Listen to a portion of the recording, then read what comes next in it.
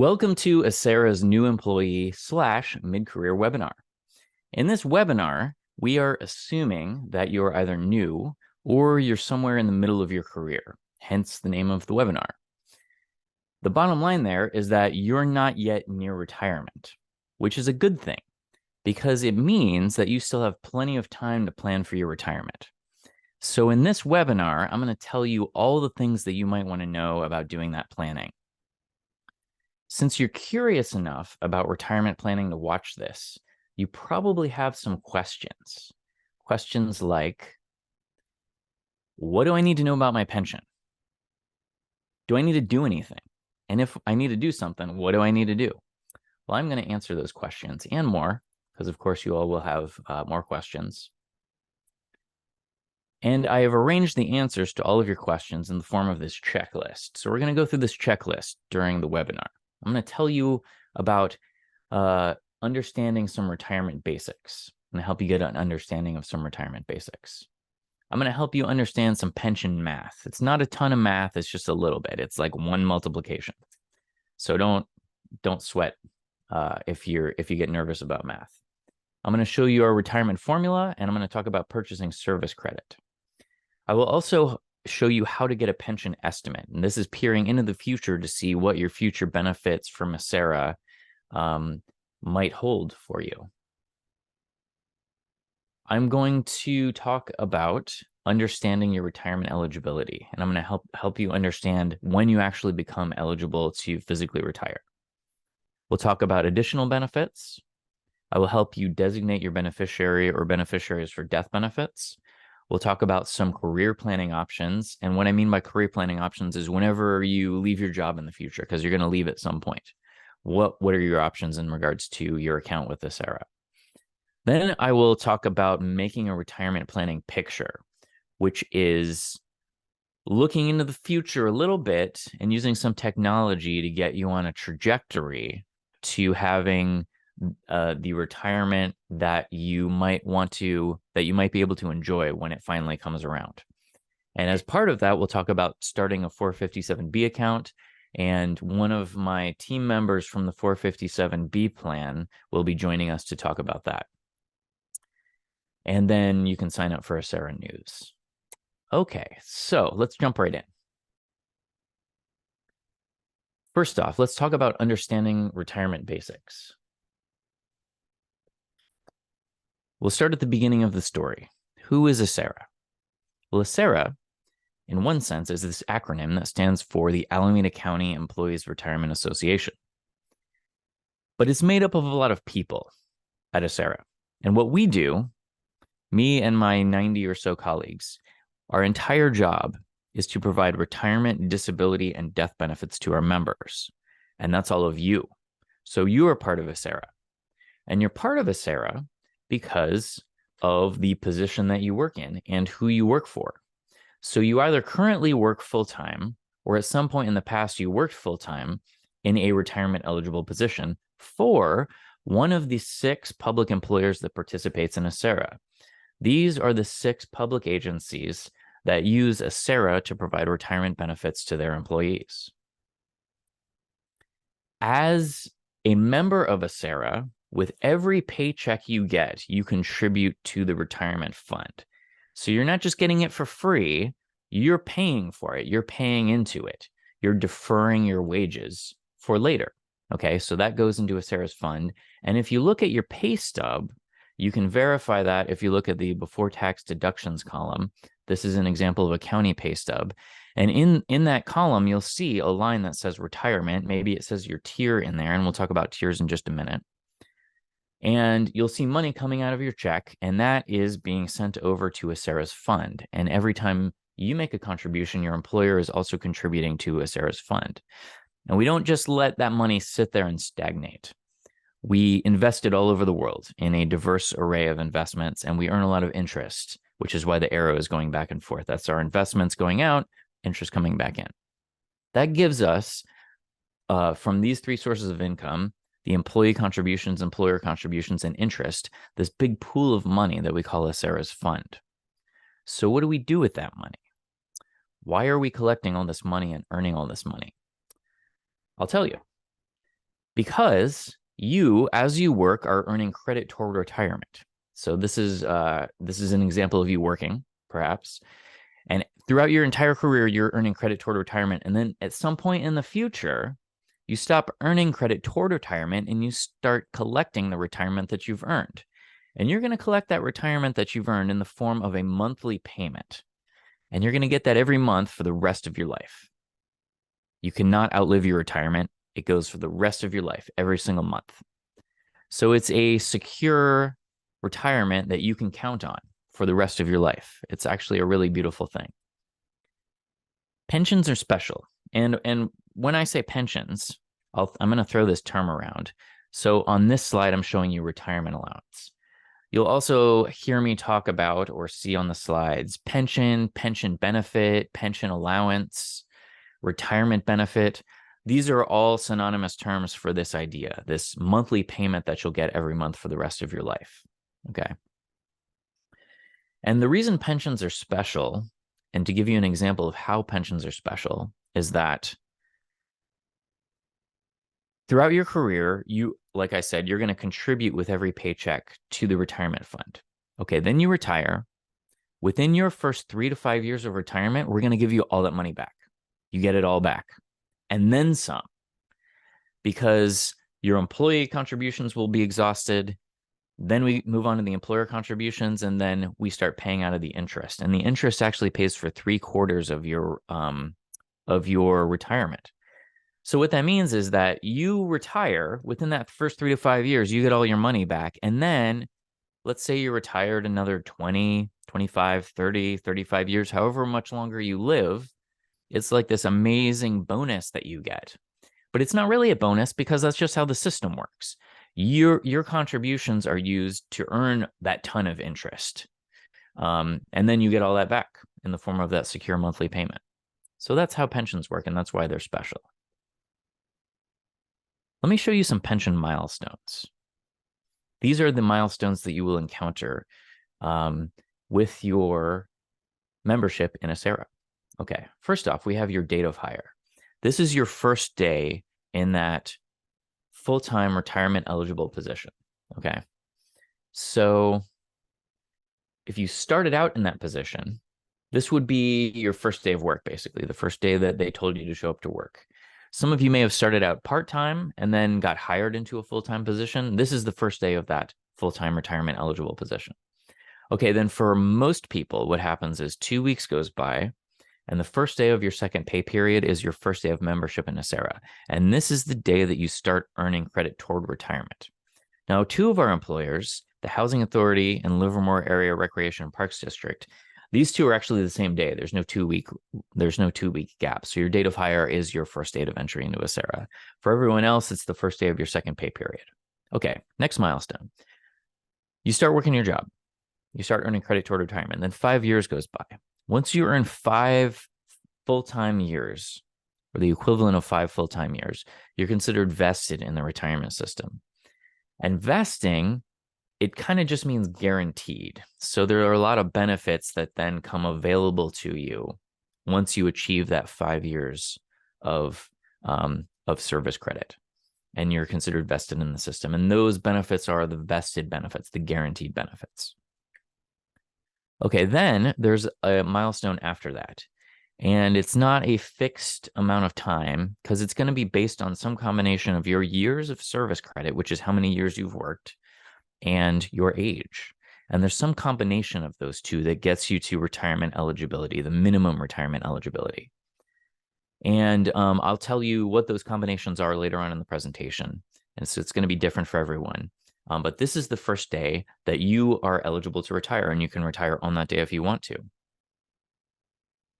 Now, many people will not do that because they will continue working after they are first eligible to retire to earn more and more credit toward retirement to make their retirement allowance amount go up. Because the more credit you earn toward retirement, the higher your retirement allowance is going to be. Okay, so then some date after you become eligible to retire is going to be your last day of work. And this is your known as your termination date or your last day on payroll. This is when you stop earning service credit. Now, these two milestones are put together because many people go straight from active work into retirement. So these are right next to each other in this example. It's not necessarily going to be like that for everyone. For some of you, there's going to be a gap between these. You will stop working and then you'll retire later at some point. And I'll talk about why that might be a little bit later on. But the next milestone is your retirement date. This is your first day of retirement. This is when you start collecting that retirement that you've earned, and you'll collect it every month for the rest of your life until your death. There are some options that you choose at the time of retirement that will allow a continuance benefit, which is a continuing monthly payment to a beneficiary. And in most cases, that's for the rest of their life. And so that's why there's another milestone on here. When your beneficiary dies, that's when their payments stop. And that would conclude us paying benefits to you from Acera, the benefits that you've earned. Let me just say a couple more words about vesting. Like I said, it's with 5 years of service credit. That includes reciprocal service credit. So if you have two California retirement systems linked together and you have reciprocity between them, the 5 years combined across all of the systems gets you over the 5-year minimum for vesting. I will tell you more about reciprocity in the second half of the presentation and the power of reciprocity and why you might want to establish reciprocity. And the guarantee that I said, the vesting guarantee, it's guaranteed by state law. Okay, let's see. There's a question. During my retirement for higher rates, do I have to continue working or stop? Well, during your active career, the more credit you earn, the higher your retirement allowance is going to be. Now, when you retire, whatever your retirement allowance is at the time of retirement is going to be that dollar amount for the rest of your life, plus annual cost of living increases, known as the annual cost of living adjustment. So it will go up, but after you retire, there's no way for you to earn more credit toward retirement. You're done earning credit toward retirement, and then you're collecting the retirement that you're going to earn. So if you want to get a higher retirement, you got to put all that credit, all that work in before your retirement. You could go work somewhere else that has a retirement plan and earn more credit somewhere else if you wanted to. And Acera would consider you an Acera retiree, and we just pay your retirement allowance every month for the rest of your life. And then there's a question, does the pension amount reduce after my death for my partner? It depends on which retirement allowance option you choose. Because this is a new employee mid-career webinar, that option is something that you're going to want to choose at the time of retirement, because your life situation, might be different by the time you get to retirement. If you're curious about that topic and the 4 different retirement options and how much they would leave to your partner, I recommend going to acera.org/death. I'll type it in there for you. And that tells you all about the death benefits. And if you look under retiree death benefits, that's where you would find that information.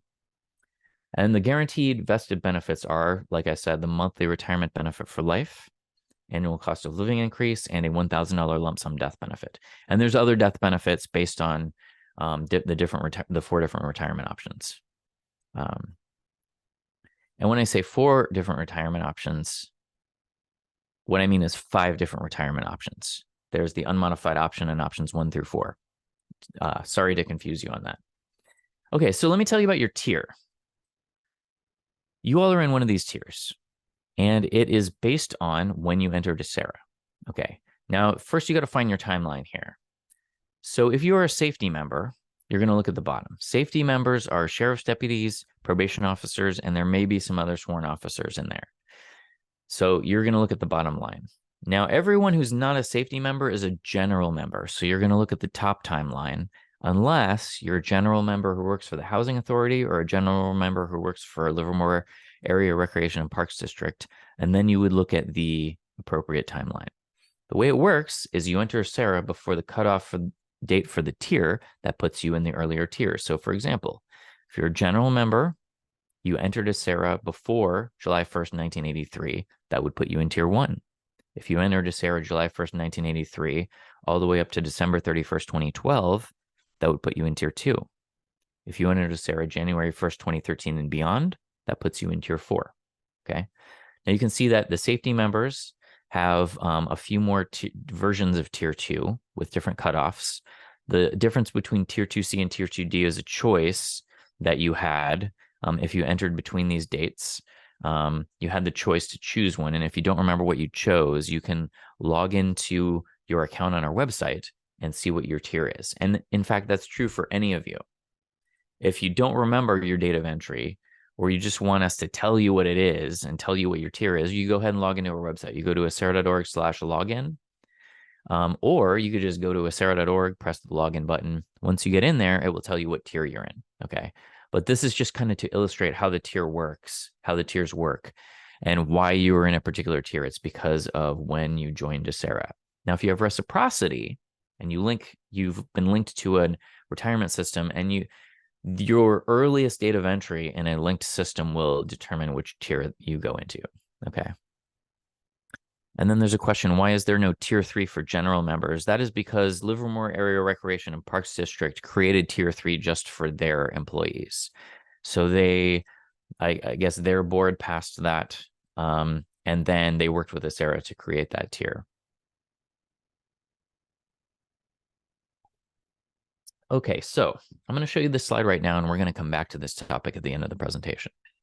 But I wanted to establish some context for the discussion that we're having, because we're talking about your retirement benefits, which means we're talking about retirement planning. We're talking about the future and perhaps making a picture of what you can expect in the future regarding your income in retirement.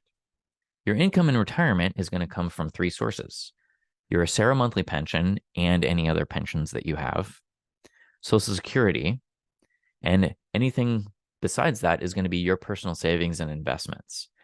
And financial planners will tell you that whatever you're making right before you retire, you're going to need 80% of that amount in retirement as retirement income to maintain your standard of living. Now, if you're a new employee, that can sound scary. Like, how am I possibly going to replace 80% of my income with, from these 3 things? I'm going to show it's actually not that complicated. And I'm going to show you how you can do that pretty simply by making small adjustments throughout your career to getting estimates for the top 2 items in this. And it'll actually, I think you'll find that it's actually a pretty simple concept, and it's not necessarily something to stress out about. We're going to return to this topic. I wanted to bring this up now because what we're going to do is we're going to talk a lot about the Acera monthly pension. And then we'll talk about, at the end, Social Security and additional savings and investments. So we will get there. Let me help you understand some pension math is the next section. Okay, so here is how Acera works when you go to retire. Here's the calculation that we do for you when you go to retire. When you go to retire, in retirement, as your monthly retirement allowance for life, you are going to get a percentage of your highest salary for each year of service that you work. This sentence is telling you in English what this math equation, this multiplication, is illustrating for you in math. Okay. Let me give you an example with some numbers, and it will help illustrate this a lot better. Okay.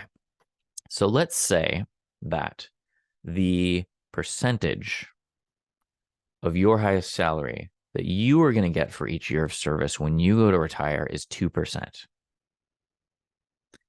And let's also, in this example, say that you worked full-time or the equivalent of full-time for 20 years exactly. Okay. What this means is that you are going to get 2% of your highest average monthly salary, your highest salary from a specific period in your career, which we'll talk about in a minute. You're going to get 2% of your highest monthly salary for each one of those 20 years that you worked. Okay. Now, if you take 2% and you add it all together, 2%, 2%, 2%, 20 times, basically you're multiplying them together. 2% times 20 is 40%. That means that your salary, your retirement allowance is going to be 40% of your highest average monthly salary. Now, let's give you some more numbers in this example. Let's say that your highest average monthly salary before you retire is $5,000 per month. We simply take the 40%, multiply it by the 5,000. That's $2,000. So your retirement allowance is $2,000. You would receive, in this example, a $2,000 check every month for the rest of your life, plus cost of living increases. Okay. And you can see that $2,000 is 40% of $5,000. So it's pretty basic, right? The bottom line here is that the higher any of these three numbers are, and the reason I'm telling this to you at the beginning of your career or in the middle of your career, the reason I'm explaining this math equation is because of this bottom line. The higher any of these three numbers are, the higher the age factor percentage, the higher the years of service credit, the higher the salary is going to equal a higher monthly retirement allowance for life. So the way to maximize your retirement allowance is to maximize these three numbers. I'm going to show you how to do that. Okay. Let me tell you about each one of these three numbers in a little more detail, and I'll show you how to maximize them. I'll show you how we arrive at what they're going to be and how you can maximize them. Okay. The first number, age factor percentage. The question is, what percentage of your highest salary will you get for each year of service? Because it's not necessarily going to be exactly 2%. It's going to be based on your age at retirement. So what I'm showing you here is a sample age factor chart. This is the chart that we use to determine which number to plug into the formula for you. Okay. The way this works is you look for your tier and you just look at that column of numbers and you forget about all the other columns. So if you're a general tier 4 member, for example, you just look at this column. If you're a safety tier 2C member, you would just look at this column. Okay. Now, the way this works is, let's say you're a general tier 4 member and you decide to retire at age 60, and we do the formula for you. We're going to look at your account and we're going to say, okay, you're a general member, you're in tier 4. We're going to come down here to age 60. We're going to go across to tier 4, 1.80%. That would be the percentage of your highest salary that you are going to get for each year of service. 1.80%. Okay. Now you'll notice something about this chart. You'll probably notice a few things. One is that the numbers get bigger the older you are when you retire. So in terms of this age factor percentage part of the three factors of the formula for this one, the way that you maximize this one is by retiring at an older age. The older you retire, the higher the percentage you're going to get. Okay. You'll also notice that there's a maximum number for each one of these tiers, and that is denoted in the blue box. So you'll see that for general tier 2, if you retire at age 62, you get 2.09%. If you retired at 65, you get 2.43%. If you retired at 67, you'd still get 2.43%, because 2.43% is the maximum percentage you can get for this tier. Okay, another thing that you'll notice, and if you retire older than the maximum age, you just get the maximum age factor percentage. Another thing you'll notice is there's big gaps here in the ages. That's not because you gotta wait between 60 and 62, and you got to get over 62 to go from 1.92% to 2.09. It's because I can't fit all of the incremental increases on the slide. And there's actually an incremental increase every quarter year. So if this were the full age factor chart, it would say like 52, 52 and a quarter, 52 and a half, 52 and 3/4, 53, 53 and a quarter, and so on and so forth. And there would be a slight incremental increase to the age factor percentage based on the quarter year. And the quarter year is based on your birthday. So if your birthday is January 15th, the next quarter date that you pass on April 15th, you go up one notch in the age factor chart. The next quarter would be July 15th. You pass that date, get one quarter older, you go up one notch in the age factor chart, and you get a slightly higher age factor percentage for every quarter, one of those quarter dates that you pass and don't retire yet. Okay, and the last thing I'll say about this is, if you want to see the full chart with all of the incremental increases, we have that out on our website if you go to acera.org/age. Okay, now I just threw a ton of information at you about the age factor percentage and the different increases, especially if you're a new employee and you're not necessarily wanting to get into the weeds of this yet. You can just remember this bottom line. The older you are when you retire, the older your retirement age equals a higher age factor percentage. And that's how you maximize that number in the formula for you. And of course, up to the maximum for your tier. Let me check on this question real fast.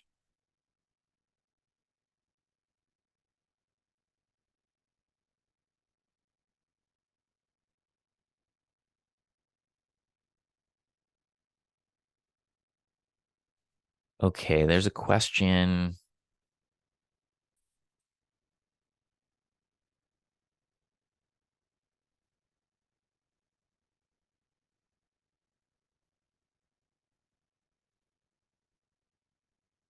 Okay, so the question is essentially you already have reciprocity with a different system, in this case, CalPERS. So you've linked the retirement systems together. And you're planning to work here until you reach 20 years and then move to a less expensive area. So I take that to mean you're going to retire, move to a less expensive area. Oh no, actually you're saying you're going to go find a different job in a less expensive area and hopefully take another job and establish reciprocity on the other end. The question is, will a higher paying job with CalPERS help your Acera formula? Yes, it will. And it's going to help this highest average monthly salary. And I'll talk more about this in the second half of the presentation when I talk about reciprocity. But the highest salary that you have under any of the systems linked together, all of the systems will use when they do this calculation, because each one of the systems is going to do a similar calculation for you. So the answer is yes, it will help your Acera formula. Okay, next question. Okay, so some of the addresses for your beneficiaries need editing. How do you edit it? Basically, do you have to submit a form? Yes, we have a beneficiary designation form. If you log into your account, there's kind of two ways to find the form. One is you log into your account. So go to acera.org, press the login button, log into your account, go to the beneficiaries page. You'll see some links at the top, and one of them will link to the active or deferred beneficiary designation form. Otherwise, you could just go to acera.org/forms, and you could find the form without logging in. And that's called the active or deferred beneficiary designation form. I told you about the age factor percentage. Let me tell you about the years of service credit in the formula. Okay, so here's the pension milestone chart again. You start earning service credit when you enter Acera. You're going to earn service credit all the way up until your termination date when you leave your job. Some of you are going to go straight into retirement, some of you aren't. But this is when you stop earning service credit, okay? Now, you earn service credit during your regular work hours. While you work, you earn service credit. That makes sense. You also earn service credit during your earned leave times, vacation leave, sick leave, management leave, compensatory time, holidays, floating holidays. None of those count against you in terms of earning hours of service credit, because you just earn service credit during those times automatically.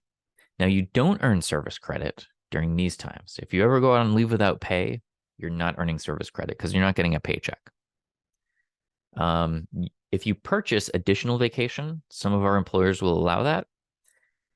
When you take that purchase vacation, you mark that on your timesheet, like you go out on a week of purchase vacation, you don't earn service credit during that time. Now, some of you might panic when you hear that. I mean, depending on what kind of things make you panic, but I would say don't stress out about that, because if you go out on a week here or a week there, a couple of weeks here of purchased vacation, I don't think, whenever I've done the calculations, that it has a huge impact on your retirement calculation. It's a very small impact. So I wouldn't sweat that. Okay, now, a separate topic is selling vacation. This is not purchase vacation. This is when you take your earned vacation and instead of going out on it, you sell it back to your employer for cash. Now, you don't get service credit for that. You do get cash, and cash is nice, but you don't get service credit. Also, you don't earn service credit during overtime, on-call time, or standby time. Okay, now, because I told you that by maximizing the three numbers in the formula, the age factor percentage, the years of service credit, the salary, will maximize your retirement allowance. Let me tell you about one way to maximize your years of service credit in the formula. Okay. One way to do it is just to work longer. Now, the second way to do it is there are some types of time that are eligible for you to purchase as service credit. And the overarching theme here is that for most of these, it's a type of time where if the situation were slightly different, you could have earned service credit, but because the situation was what it was, the law doesn't allow for that. But the law does allow for you to come back and purchase that time as service credit. Okay, so let me give you all of the examples of the types of time you can purchase as service credit. This first category is called ineligible or non-covered service purchase. Okay, so part-time work. You start out working part-time for your employer. Now, I'm not talking about working for a temporary agency or an employment agency or working under contract. This is just plain old part-time. If you started out part-time, you were not in your full-time retirement eligible position yet. Then you achieved your full-time retirement eligible position. You entered ACERA, and you can go back and buy that part-time work. Same is true with TAP time. It is an acronym for the county's temporary assignment pool. All of that time is purchasable.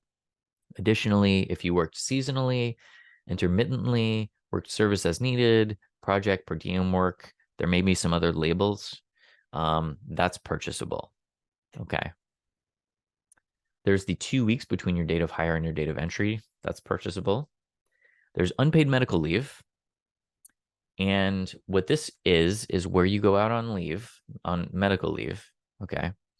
And maybe you burn through all of your sick leave, and perhaps you can use your vacation leave for that too. You burn through that. And then you're just out on unpaid medical leave. You still have a job, you're out on medical leave, but it's unpaid medical leave. When you return from that medical leave, you can buy that time up to 1 year per instance, okay? So if you go out on the unpaid medical leave, you come back and your employer issues you a paycheck, you go out on another medical leave. Each one of those could be a year, and you can buy both of those when you return. Okay. State disability insurance leave, similar concept. If you're out on state disability insurance leave, it's purchasable when you return to work. If you're out on workers' comp, sometimes what will happen is, and it's similar to this, for workers' comp, you will receive a partial paycheck from your employer and a partial paycheck from the workers' comp system. If you receive a paycheck from your employer, you earned some service credit. And then for the part where you were paid from the workers' comp system, you did not earn service credit for that part, but you can buy that partial time as service credit when you return from this leave. Military leave during membership, this is where you're actively employed. You go out on military leave, you return from that leave, you can buy that. You can buy all that time. Okay, now these last two, redeposits. A redeposit of a prior membership is where you used to be an ACERA member in the past, and you stopped working here. When you did that, you took a refund of your ACERA contribution account. So when you did that, you lost your ACERA membership and all of your service credit. Now you're back working here again. And if you want to get that service credit back, you can put all that money back. And that's called a redeposit of a prior membership.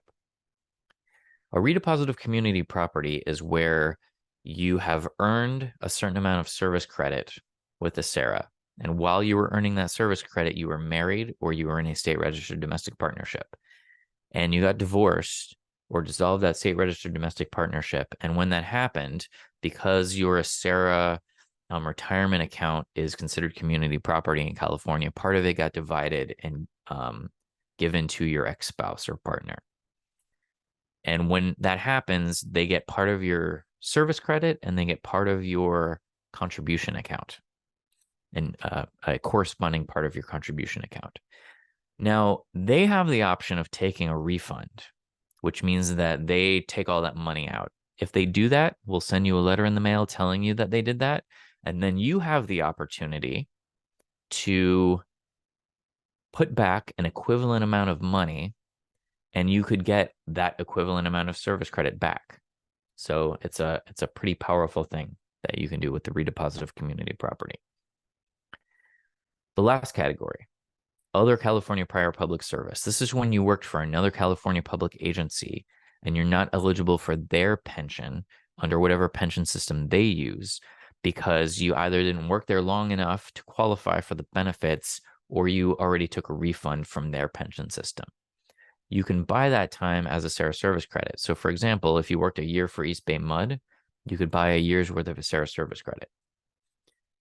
And there's one question that just popped up. Can we access and save this recording? Yes, we're recording it. We're going to post it out on our website within about a week.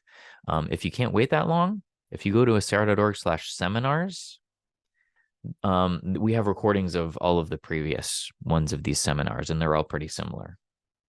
Okay, now there are some types of time. I showed you all the times that are eligible for you to purchase. This is a list of what's not eligible for you to purchase. If you purchase extra vacation, you don't get service credit for it, and you can't purchase that time back. But like I said earlier, don't sweat it. Okay, next category. If you're on leave without pay, but it's not medical leave without pay, then that's not purchasable. And let me add one detail to the medical leave without unpaid medical leave. This is for your condition, not a family member's condition. Okay. Okay, also contract or temporary agency time is not purchasable. And if you are trying to buy the other California prior public service, you must take a refund from that pension system before we will allow you to buy that time. So if you still have contributions on deposit with that other system, you can't buy that time yet. Okay, I see a couple of questions that popped up that I am just about to answer. So first of all, let me do the cost question first. How much is this going to cost if we want to make a service credit purchase? What it's going to cost is whatever your employee contributions would have been had you worked the time that you're trying to buy. Let me give you an example. If you go out on 3 months of unpaid medical leave, you would have been getting a paycheck from your employer, and part of that paycheck would have been diverted as your employee contributions, and it would have been diverted into a SARA's fund. Whatever that dollar amount would have been for that 3 months for you in particular, that is what it's going to cost you to make that service credit purchase, plus the interest that that money would have earned had you worked the time and made that contribution. Okay. So this is why the earlier you purchase service credit, the cheaper it is. Another way to say it is the later you purchase service credit, the more expensive it gets. Okay. Because if you purchase it immediately, that money would not have had time to earn any interest, and it's just going to cost you your employee contributions. But if you wait and you pass our 2 interest periods a year, you keep passing those dates, June 30th, December 31st, June 30th, December 31st. Every time you pass one of those dates, that's another 6-month interest period, and the cost goes up and up and up. Okay. And then there was a question, let's see. So that's what the cost is going to be. Now, there was a question, is there a time limit on when you can purchase it back? The only time limit there is that you need to finish purchasing service credit by the time you retire. Any service credit that you want included in the retirement calculation, you need to purchase it by the time you retire. But like I said, the longer you wait, the more expensive it gets. Okay, so there's a couple more questions that just popped up.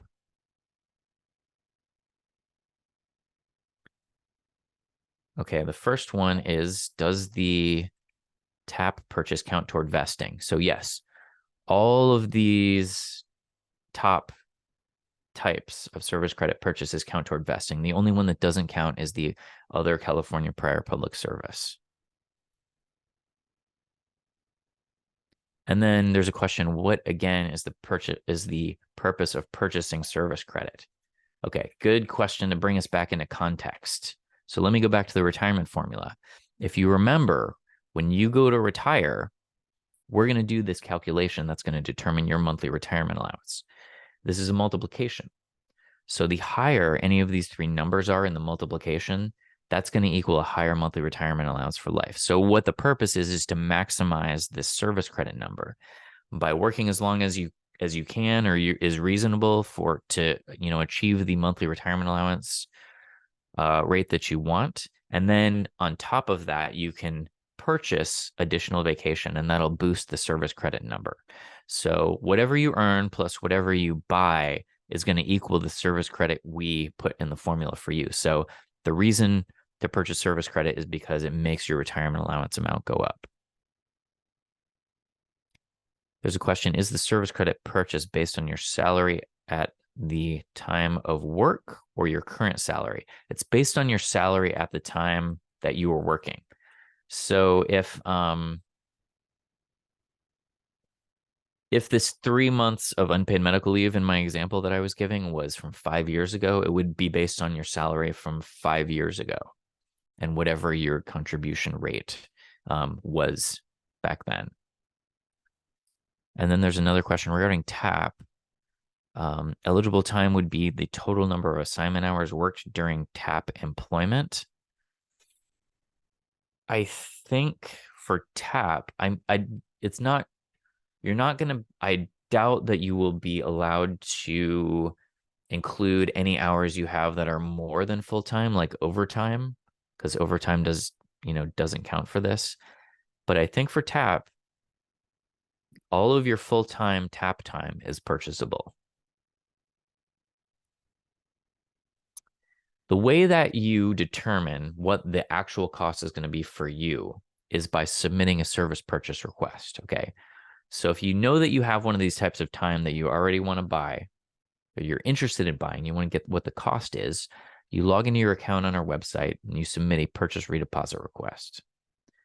What we will do is calculations to determine what the cost is going to be and whether the time is actually purchasable. We'll send you a letter in the mail with the cost. And at that point, you can decide if you want to make the purchase or even how much of the purchase you want to make. Because going back to the list of eligible service credit purchases, for all of the types of time except for the redeposits, you could actually buy a part of the time, a piece of the time, if you feel like you can't afford the full amount of time. The redeposits are all or none. One more thing I'll say about the cost is that for all of these top bullet points, you're just paying the employee contribution portion. For the bottom bullet point, you're paying the employee and employer part of the contribution. So this one is way more expensive. It's double or triple what these ones cost. And then you want to know what the login was. Acera.org/login is the shortcut, but you can always just go to Acera.org. There's a big blue login button in the top right corner. And you can always, just go there and press the login button. They both go to the same place. Okay, so how long is the calculation valid for? Good question. Calculation is valid until the next 6-month date passes, the next interest date cutoff period passes. So when let's say that you get a cost from us in March, and you're trying to decide whether to do it or not, and then June 30th passes, well, we're going to need to recalculate that for you. So you would need to submit the request again. The recalculations don't take much time at all. The initial calculations, those can take some time because we have to go do research. We contact your previous department or employer. Sometimes they don't get back to us. There's a big queue for these, so it could take some months to get the letter in the mail. But the recalculations, those go pretty quickly because we've already done all the research. But yes, if the June 30th or December 31st passes, then you would owe more interest and we have to recalculate it.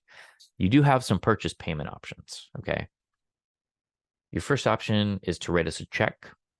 Just, you can pay for the whole thing at once in a lump sum if you want. That's on a post-tax basis. Or you could roll over pre-tax funds from a pre-tax retirement account. And those are listed out here. Or we could split it up for you over time from payroll, and it'll come right out of your check. And that's a post-tax. That's on a post-tax basis. Or we could do any combination of those three, depending on what you need. Sometimes I will get this question, is purchasing service credit worth it? And I'll just go ahead and answer that for you because I would say over 50% of the time somebody just asks that question. So here's how you can figure it out for yourself. Step 1 is you submit that purchase request form and you wait for the letter from Acera. with the cost on it, because you need to know how much it's going to cost before you can figure out if it's going to be worth it. Step 2, log into your account on our website. When you log into our account, let me see if I have a screenshot here. You're going to go to the benefit estimator, okay? And you're going to run an estimate. So this is our benefit estimator tool. So you are going to think of a plausible retirement scenario for you, and you're going to put in 2 dates in here, separation date and projected retirement date. Separation date is your last day of work. Projected retirement date is your first day of retirement. And this has to be at least 1 day after the separation date. And then you hit calculate, and you leave this blank on estimate number 1, the override service credit field. So you make 1 estimate. You do not override the service credit. What you will end up with is a PDF retirement estimate that gives you a dollar amount. This is your estimated monthly retirement allowance for life in the future for this retirement scenario in estimate 1. Estimate 2, you're going to do almost exactly the same retirement scenario. You're going to use the same separation date and retirement date, but this time you are going to override the service credit amount. So this time you take the amount that you're trying to buy and you add it to what the projection, and you put the new grand total in here. So if you're trying to buy 3 months worth of unpaid medical leave, 3 months is a quarter year. So this is measured in years. So you're going to have to convert it to years. So a quarter year is 0.25. So you would take 0.25, add it to the projected service credit, put the new grand total in here, hit get estimate. Estimate number 2 is going to be more than estimate number 1 because there's more service credit in it. Okay. You just need to take the 2 and compare them and subtract estimate 1 from estimate 2 to see what the difference is, to see what the increase is from estimate 1 to estimate 2.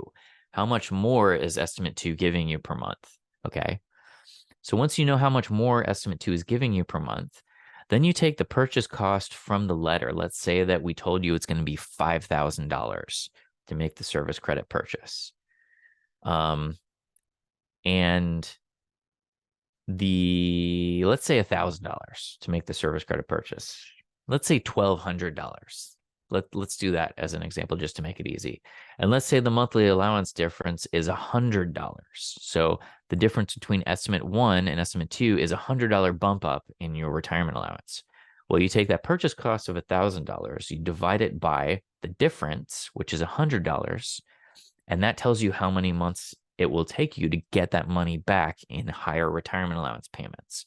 And that example I'm giving you, it would take only 12 months to get the money back. So it's almost a no-brainer. You just go ahead and make the service credit purchase, because after 12 months of retirement of those higher estimate 2 retirement allowance payments, you're going to get all that money back you used to make the service credit purchase. And then you're going to have the higher retirement allowance every month for the rest of your life. So in that case, it would definitely be worth it. Or most likely be worth it. Now, if you do this, if you do this math and you find that it's going to take 5 years to get the money back, or 8 years, or 10 years, or 15 years, the longer it's going to take in retirement through the higher retirement payments to get that purchase cost back, that's when you want to start considering, is it worth it right now to make the service credit purchases? In a lot of cases, it will be. But that's something that you can decide for yourself.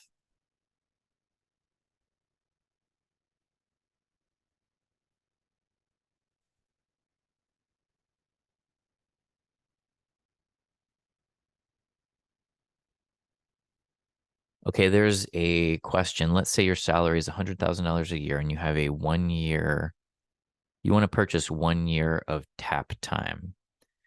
What would the rough lump sum be for a service credit purchase? Well, I believe tap time, you're going to want to look at your salary whenever you started work at the beginning of your career. So if it was $100,000, that's what you would be looking at. And then you would want to see what a 100-year or 1 year's worth of retirement allowance payments would be in employee contributions. I'm sorry, I'm mixing up my terms here. You would want to see what 1 year's worth of employee contributions would be. So one way to do that, let me switch the share here. Most people don't want to do this, which is why I don't take you through it. But if you wanted to do it, what you can do is you can go to acera.org, or you could just type in acera.org/contributions.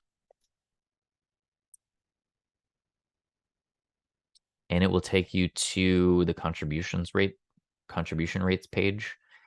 And you can scroll down here to the actual employee contribution rates. They change a little bit from year to year, but you can, to get a rough estimate, you could use whatever this year's rate is, because they don't change much. And you just find your tier. For tiers 1, 2, and 3, it's going to be based on the age you were. Your contribution rate is based on the age you were when you entered Acera. So you can find your rate based on that. If you're in tier 4, everyone pays the same rate. It's a flat rate. And then you can just take your salary for that year, back when you did the tap time, multiply it. Let's say that you're a tier 4 member, you would multiply it by 9.30%. And that would give you a rough estimate. And so you could kind of figure out before you fill out the service purchase request how much it's gonna be. Okay, so I talked about the age factor percentage. I talked about the years of service credit. Let me tell you about the highest average monthly salary component and how to maximize that. And again, with the goal of maximizing your retirement allowance for life. When you go to retire, and when we go to do this calculation for you to determine your monthly retirement allowance for life, we need to figure out your highest average monthly salary. Now, the way that we do this, and this is how the law tells us to calculate it, is we find your period of highest pay from any point in your career. And in pension lingo, this is known as your final compensation period. So if you're in tiers 1 and 3, your final compensation period is your highest consecutive 26 biweekly or 12 monthly pay periods, depending on whether you're paid biweekly or monthly. If you're in tiers 2 and 4, your final compensation period is your highest consecutive 78 biweekly or 36 monthly pay periods. Essentially, if you're in tiers 1 and 3, it's your highest year of pay. If you're in tiers 2 and 4, it's your highest 3 years of pay from any point in your career. For the vast majority of people, it's the last year or the last 3 years, but sometimes not.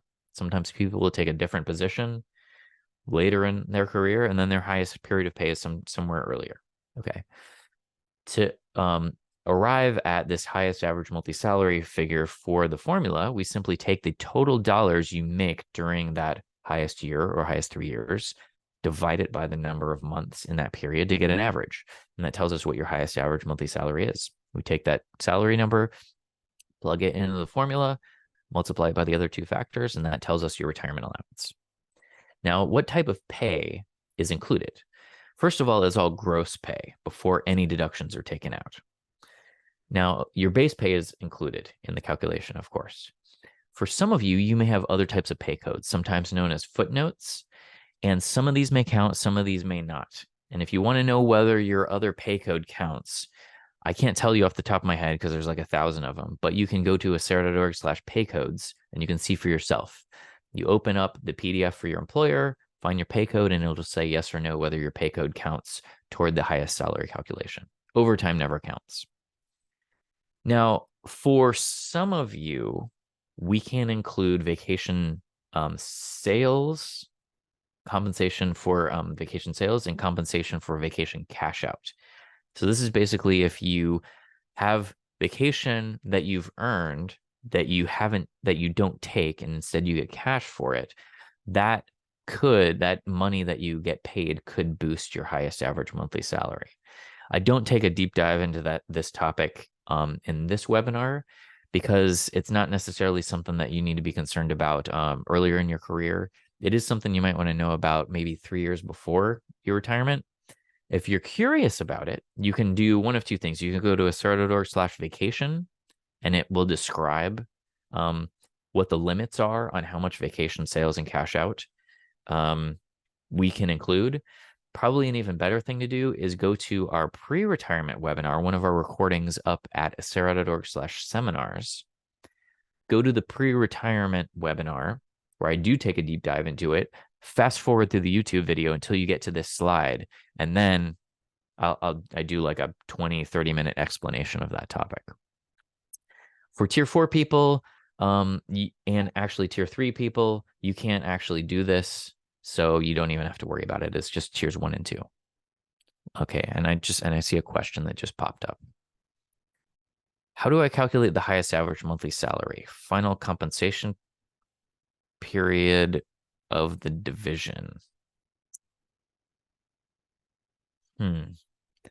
I mean, to calculate your own highest compensation so far, you simply take your highest consecutive 3 years of pay if you're in these tiers, or 1 year of pay if you're in these tiers.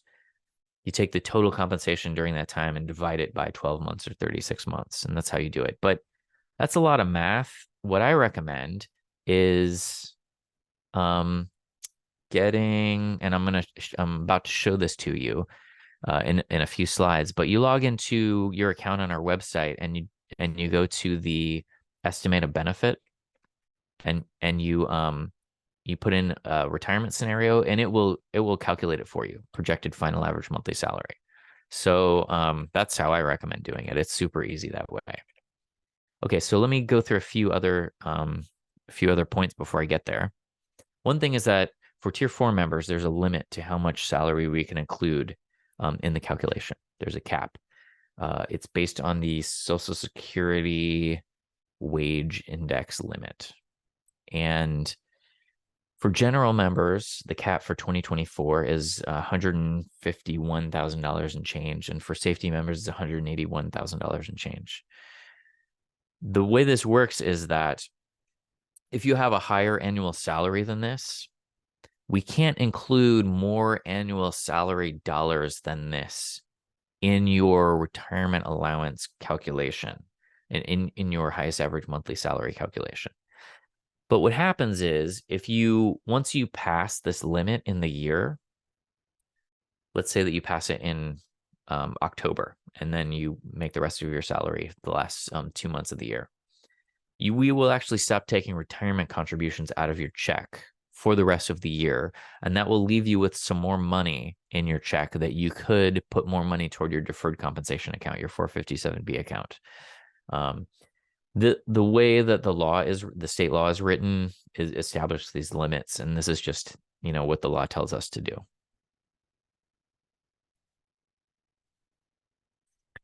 And then there's a question: can an Acera advisor meet with us and do a personal analysis with us? We don't schedule those in advance. We do retirement counseling sessions right before you retire. We call them ready to retire counseling sessions. But otherwise, you can just get an advisor at any time that we're open, because we have a call center. There's 3 people in the call center. It's our customer service line, and their entire job is to answer your questions and advise you. So they will pull up your account and they'll tell you what you need to do. I recommend doing that. You can give us a call at 510 628 3000 at any time. I think, let me see, what are our phone hours? 9 a.m. to 4:30 p.m. on weekdays, excluding holidays. And so, yeah, you can get that advisor, basically anytime you want, on the fly. Okay, so this is the whole thing put together. This is an example of a retirement allowance calculation. This is a tier 4 member. They're retiring at age 65 after earning 25 years of service credit. Exactly. And you'll notice, just as an aside, there's decimal places here. Your service credit is not calculated in whole years. It's calculated down to the fraction of a day. Every 15 minutes you work, you earn 15 minutes of service credit, and you'll get all of that time in the calculation for you. That's why when you look at your service credit number, when you log into your account, you see a bunch of decimal places. Okay, so their age factor percentage, tier 4, retiring at age 65, is going to be 2.30% from the chart. They're going to get 2.30% of their highest working salary for each one of these 25 years of service. So we multiply all of these together. That gives us their monthly retirement allowance. Now, if we multiply the 2.30 times the 25, so 2.30 for each one of those 25 years of service, they are achieving 57.5% salary replacement, which is really good for their pension alone, because the Social Security is going to provide another big chunk of the salary replacement you need to get up to that 80%. So if you can achieve 57.5, around that percentage of salary replacement from your Sarah pension alone, that would be really good. Okay, and is the highest average monthly salary calculation before or after tax? It's before tax, before any deductions are taken out. So let me show you how to get a pension estimate. I'll show you two ways. The first is how to get, it's like kind of a ballpark number in your head, but what it also does is show you what the salary replacement percentage is that you're achieving in different scenarios on a big chart. What you do is go to acera.org/planning, and you open up one of these charts for your tier. Okay, so let me just I'll just do it. Just show you how it works.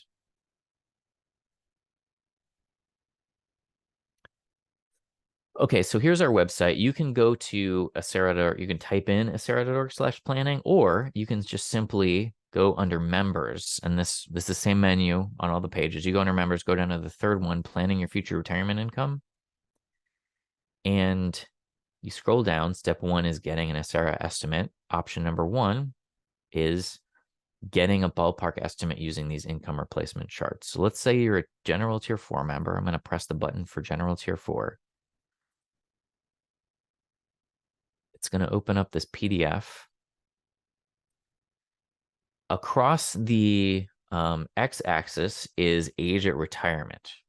So different retirement ages that you might retire at. Down the y-axis, years of service credit, different years of service credit that you might achieve by the time you retire.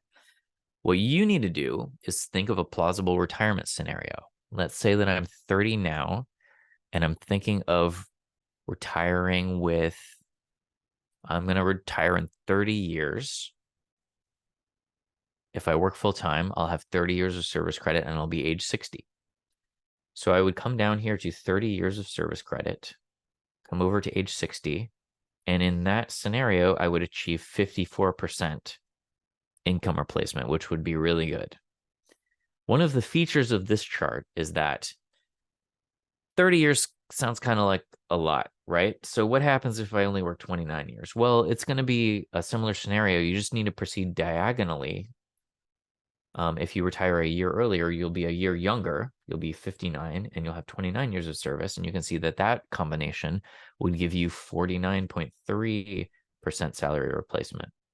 Or if I only work 28 years, I would get 44.80% salary replacement. And you can see the impact of working an additional year. If I worked an additional year after the 30 years, I worked 31 years, I would achieve 58.90% salary replacement. So that's one of the neat features of this chart is if you go diagonally up and down, you can see the increase in your salary replacement percentage in your retirement scenario.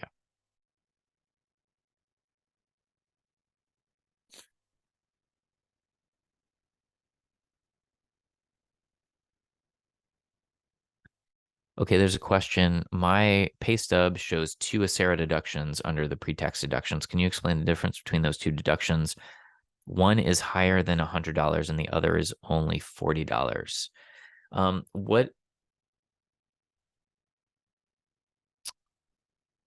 What it probably is that the employee contribution percentage is a little convoluted. For some reason, the way the law is written, there's the certain first part of your paycheck, it's like $130 or something, and they take a certain percentage of that, and then the rest of your paycheck is the percentage that you see on our website. We don't put that first part on the website just to keep it simple for you. So that's probably the explanation for that. Okay, so the second way to get a retirement benefit estimate, you go to acera.org, click the login button, log into your account. If you've never done that, you have to create a login, username and password, answer some security questions. But when you get in there, you'll find your pension data waiting for you. You'll see your tier. You will see your current employer, whether you've established reciprocity, your date of birth, make sure that's accurate. You'll see your first day of employment, your date of entry into Acera. You'll see how much service credit you've currently earned. And you can see all the decimal places down to the fraction of a day. You'll see how much you've contributed to the retirement system so far. What you're going to do is click on Estimate a Benefit. This brings you to our benefit estimator, and I'll zoom in so you can see it better. You are choosing a plausible retirement scenario for you. If you're new or you're in your mid-career, you probably don't know what your retirement date is going to be exactly, but you can just choose something plausible, like you want to see what happens if you retire 10 years from now, or 15 or 20. You pick a couple of dates. If you happen to think that you're going to go straight from active work into retirement, pick 2 consecutive dates. If you know that that's not going to be the case, you kind of have a different plan and you know about when you're going to stop working, there might be a gap between separation date and projected retirement date. And the reason there might be a gap is because maybe you're going to separate from work earlier than you're eligible to retire. I'll talk about that in a few minutes when I show you retirement eligibility. But regardless, you pick your plausible retirement scenario, you hit calculate. It does a projection for you of how much service credit you will have earned in this retirement scenario. What your highest average monthly salary it is calculated to be so far. This is based on your current salary. So if you're going to retire 10, 20, 30 years from now, you may want to, and you have to do this math on your own, but you could add inflation. You could, multiply by projected inflation to override your average salary. If you don't override it, it's just going to use these 2 numbers, but you can override both of those numbers and it will use those 2 numbers to do the calculation. Add hours of cash vacation compensation blank.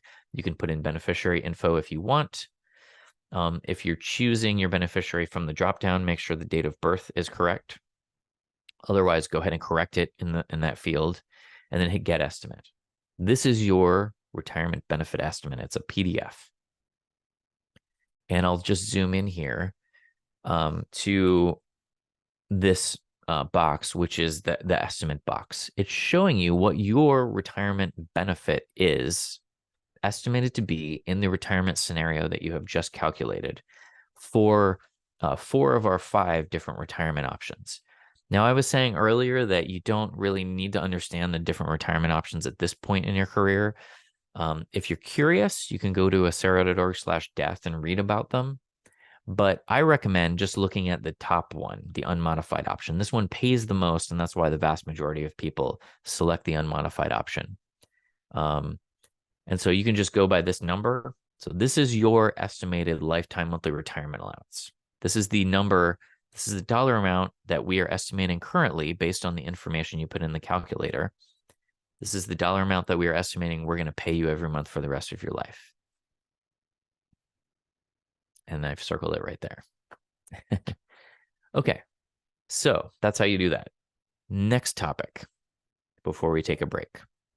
Understanding retirement eligibility. This one's actually pretty simple.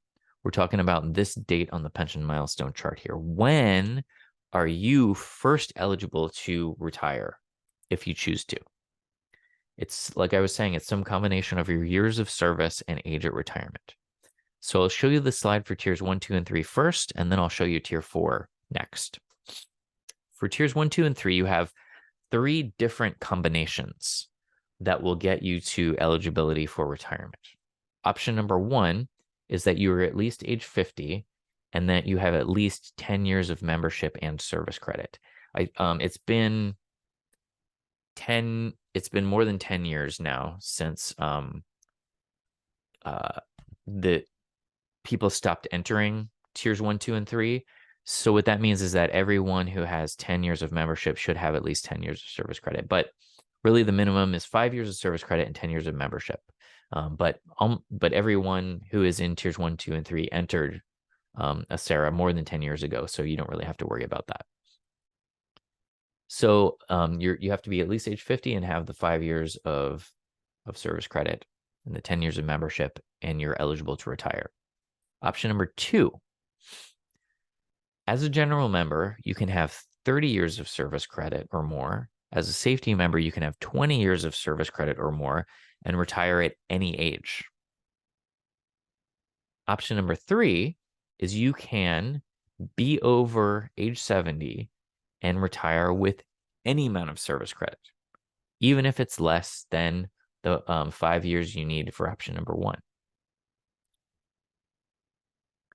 So those are your 3 ways that you become eligible to retire for tiers 1, 2, and 3. Now for tier 4, you have 2 combinations. Option number 1 is you are a general member and you're at least age 52, or you're a safety member and you're at least age 50, and you have at least 5 years of service credit. You can go ahead and retire. Now, if you recall, the more service credit you have, the higher your retirement allowance is going to be. And if you did retire with 5 years of service credit, your retirement allowance would be rather modest, but that's your prerogative, and you can just do that if you want. Maybe you're not totally relying on the Acera pension. Maybe it's just a small piece of your overall retirement planning picture. But you can draw a pension from 5 years of service credit for tier 4. Or if you're over age 70, you can apply to retire with any amount of service credit. So maybe you earn 3 years of service credit and you decide this is not for you and you leave your contributions on deposit with Acera. So you maintain your Acera membership. Once you reach age 70, you can draw a pension based on that 3 years of service. And it will be rather modest, but it will probably pay for, a bunch of your bills in retirement. Okay, so that topic was pretty quick. Let's talk about understanding additional benefits. We offer some other benefits.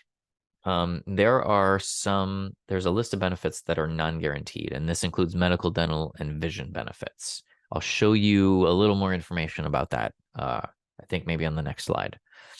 There's also disability retirement. Disability retirement is in contrast to the regular retirement, also known as service retirement. Disability retirement is where you become permanently disabled. You cannot perform your job duties anymore, so you can apply for, it's basically kind of like an early retirement on disability because you're disabled and you cannot work anymore. So you can apply for that, and that's kind of a lengthy process, but if you're awarded that, then you retire from a disability retirement. We have a whole webpage on our website for disability retirement, if you're curious about that. And then there's death benefits. So let me talk about the first bullet point up here first. Let me show you these non-guaranteed benefits. My goal right now with this slide is just to show you that these exist. Just kind of put into your head, these benefits are out there, they exist. But it's not something that you necessarily need to dig deep into the details of at this point in your career, because this could look a little different by the time you go to retire. These, again, are non-guaranteed. So this is not part of what we consider vested benefits, guaranteed benefits. These are extra benefits that in the 1980s, the county decided that their retirees needed extra benefits to pay for their lives in retirement. And they started this reserve fund at Acera called the Supplemental Retiree Benefits Reserve. That reserve fund pays these benefits. And so there are subsidies for enrolling in our medical plans. And there's 3 levels of that. And MMA stands for monthly medical allowance. That's the name of our medical subsidy. There's a dental subsidy, vision subsidy, currently paid at 100% of the cost, the monthly cost of dental and vision. And then there's a subsidy for being enrolled in Medicare, because Medicare comes with a cost. And there is a supplemental cost of living adjustment that keeps your buying power in retirement from eroding. And the bottom line, the takeaway for the new members and the mid-career members, for all of you, is that there's a certain number of years of Acera service credit you need to qualify for these extra non-guaranteed benefits. And take note that this is Acera service credit. So we're not talking about reciprocal service credit with another agency. This is the service credit you earned here at Acera. you'll notice that the supplemental cost of living adjustment, there's no minimum years of Acera service credit you need to qualify. 0. For all of the other ones, the minimum years start at 10 years of Acera service credit. And then for the monthly medical allowance, there's 2 higher levels that you can get to, 15 years of Acera service credit and 20 years of Acera service credit. So the reason I'm showing you this now, because these might change a little over time. Our board makes adjustments to the benefits over time, slowly, to ensure the sustainability of that reserve fund so they can continue paying these out. The reason I'm showing it to you now is to help you with your retirement planning, to help you with your career planning, because maybe you've already worked here for 9 years. Maybe you've been here 9.5 years and you're wondering if this is for you. Maybe you're thinking, I want to go see what else is out there, get a different job somewhere else. Well, this is definitely something to consider, that if you stick it out another 6 months, you get over that 10-year mark, you would qualify once you retire in the future for the first level of the monthly medical allowance, medical subsidy, the dental subsidy, the vision subsidy, and the Medicare subsidy. And that could represent a lot of extra money in retirement on top of your retirement allowance, because this is all on top of your retirement allowance. So that's just something to consider. And that's why what I like to do at this point is come back to the pension milestone chart and actually add a milestone here, which is 10 years of service credit where you are first eligible for the healthcare subsidies. Now, this 10 years may happen, it may happen before or after the retirement eligibility, but I just want to get it on the, up on the chart. Okay, now there's a question: are the benefits and plans identical to the ones we receive as employees? In other words, will I be able to have the same Kaiser plan as a retiree that I have now? Currently, yes, for Kaiser and for United Healthcare. We share the same medical plans with the county. But the dental and vision plans, it's the same companies as Delta Dental and VSP, but we have our own plans with them that have a different plan design and different costs.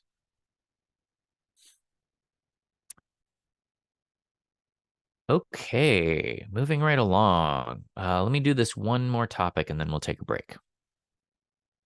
So, this topic is designating your beneficiary or beneficiaries. You can have multiple, and keeping them current. What is a beneficiary? I remember I did not used to know what this word means, so I like to define it for everyone who does not currently know what it means. Beneficiary is just someone who gets benefits. Now, your Acera beneficiary is the person that you designate to Acera to get your Acera death benefits in the event of your death. Your Acera beneficiary is different from the beneficiary you've designated for any of your employer's benefits. Like, let's say you have medical insurance, or you have life insurance, or any of the life insurance add-ons through your employer. That's a different beneficiary. Okay, you have to designate your Acera beneficiary with Acera, and many of you probably already have. Okay, and I'll show you how to designate it in just a minute. Let me show you what the death benefits are before retirement, and then I'll talk about designating your beneficiary. Okay, now take note. These are the death benefits available to your beneficiary should you die before retirement. If you die, I mean, not if, but when you die after retirement, because if you make it to retirement, which 99.999% of you are going to make it to retirement, and then you'll die sometime after retirement. And this is, statistically speaking, based on our actuarial tables, it's going to be a different set of death benefits that we're looking at. And I explain all those in the pre-retirement webinar. But if you're curious about them, you can go to acera.org/death, and you can get an explanation of all those death benefits. So this is if you should die before retirement. This is what would be available to your beneficiaries. If you're not yet vested, which means you have less than 5 years of service credit, your beneficiaries, excuse me, I'm so sorry.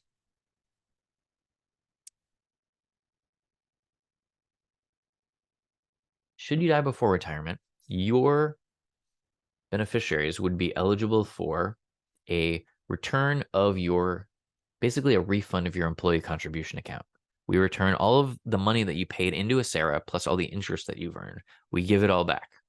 Plus, they would get 1 month of salary for each year of your service, up to 6 months worth of salary. What that means is, for example, if you've already worked here for 3 years, they would get 3 months of your salary. Now, if you're vested, your beneficiaries get an expanded set of options. They still get option number 1, which is the same as what the non-vested members get. That option. Option number 1 is the same. They could also choose options 2 or 3. Option 2 is a monthly survivor's allowance. It says to a qualified beneficiary only. This is spouse, domestic partner, or minor children. And they would get a monthly survivor's allowance. If it's a spouse or domestic partner, it's for life. And option and basically what it does is we will calculate your retirement that you've earned so far as of the time of death, and then your beneficiary would get 60% of that retirement. What that retirement allowance would have been. Option number 3, again, to a qualified beneficiary only, same list of people. It's a hybrid of options 1 and 2. They would get 1 month of salary for each year of service up to the 6 months. So it's a lump sum payment, and then they would get a smaller monthly survivor's allowance. So those are their 3 options. You don't pick those in advance. They choose at the time of your death, should you die before retirement. Now, all of those options were for people who die in active status. I don't mean that you die at work. I mean that you simply are still employed. If you're not still employed, you become what we call a deferred member, which means that you stop working for your employer.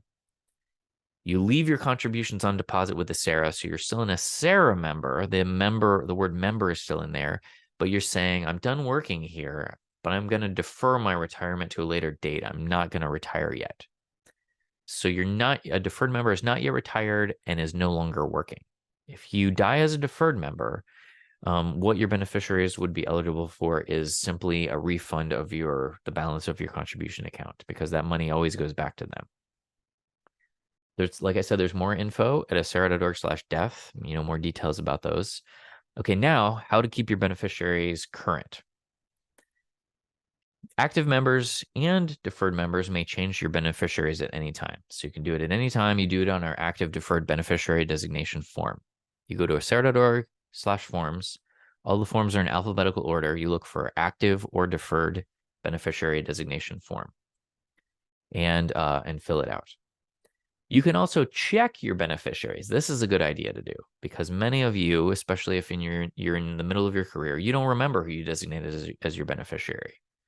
You probably did it on our Acera enrollment questionnaire, and maybe that was like 10, 15 years ago. Who did you designate as your beneficiary? Well, you log in, you click on nominated beneficiary, and then it will list out who you have currently designated as your beneficiary. If you were to die today, these are the people that we would pay. So if you look on here and you see your spouse from 3 spouses ago, you're going to want to go ahead and redesignate your beneficiary. And like I was saying earlier, you can click on one of these links and it will take you right to the form.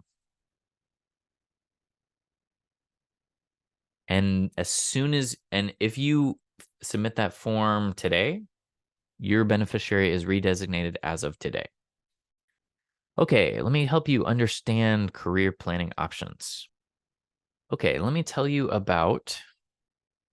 get an understanding of options you have regarding career planning. And when I say career planning, I mean when you are leaving your job that you're currently working in, because you're not going to stay in it forever. At some point in the future, you're going to stop working that job. So what are your options regarding Acera? Well, option number 1 is to retire from Acera. Many people do this. This is their career plan. They work their job straight into retirement and start taking their retirement from Acera. So you earn service credit right up until you retire. If you do this, we'll convert your unused sick leave to service credit on a 2-to-1 basis. You'll basically get half of your sick leave as service credit up to a limit. And you can even go work somewhere else if you want. So if you want to retire from Acera and then go get another job somewhere else, we're going to consider you retired from Acera, and you're going to get your Acera retirement at the same time that you're working somewhere else. Okay, so that's option number one, retire. Now, option number two is where you stop working, but you don't retire yet. And you're going to have three sub options under this category. Since we're already numbering the first one and two, I'll call these A, B, and C. Okay. So what are your three options, A, B, and C, when you stop working your job for whatever reason? You quit, or you get laid off, or you get fired, or whatever it is. We don't care what it is. It's just that, we know that you're no longer working. So what are your three options? And to illustrate this idea, I'm going to bring back the pension milestone chart and just show you that in this case, there's going to be a gap between your last day of work and your first day of retirement if retirement is one of the choices that you make. Okay. If you go straight into retirement, there's no gap. They're one day after the other. Okay. So I said I'm going to show you three options, A, B, and C. Here's option A. Option A is that you can defer, become what we call a deferred member. So I already defined this, but I'll define it again. It means that you're no longer working here, but you're not in retired status. You haven't retired. You're in an in-between state, and you're called a deferred member because you stop working and you defer your retirement to a later date. The only thing, becoming deferred member is easy. The only thing that you need to do is basically nothing. You just leave your contributions on deposit with Acera. We do have a form that we like you to fill out called the termination form, where you check the box for being a deferred member. But if you don't fill out that form, you just become a deferred member automatically. The good news about being a deferred member is you're still an Acera member. The word member is in deferred member. You're still an Acera member. Interest is going to continue to accumulate in your Acera contribution account. This is good news because it is a really safe place to keep your money.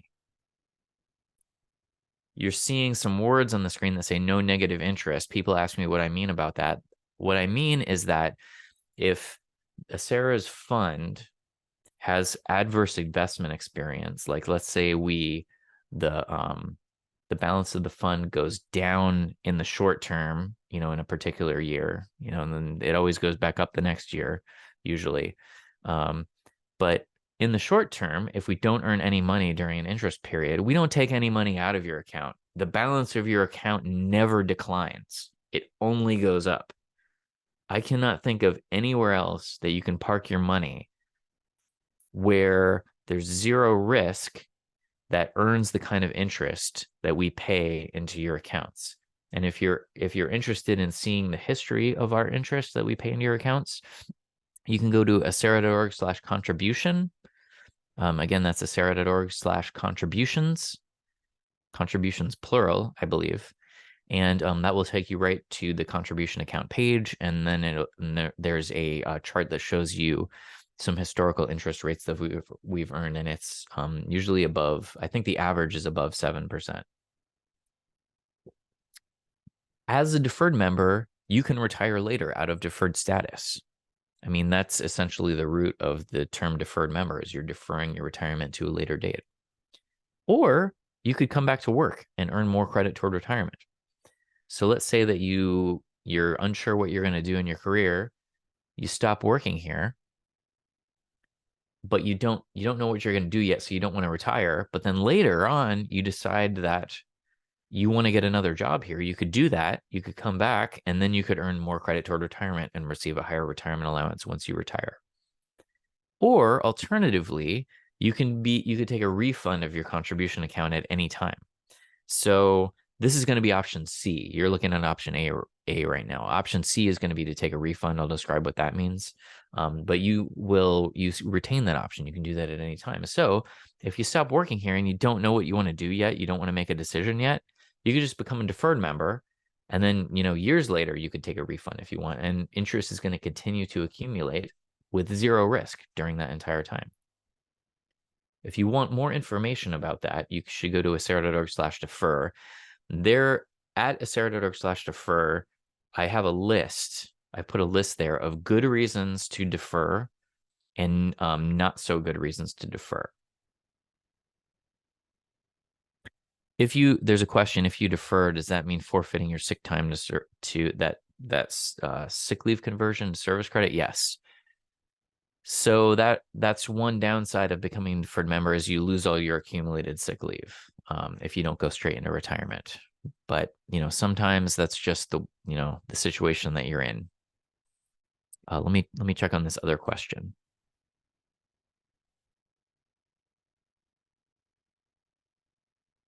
Okay, the question is, say you leave Acera after having worked for 3 years, you leave for 10, and then you come back. Do you start back over at 0, or will you have 3 total years of service?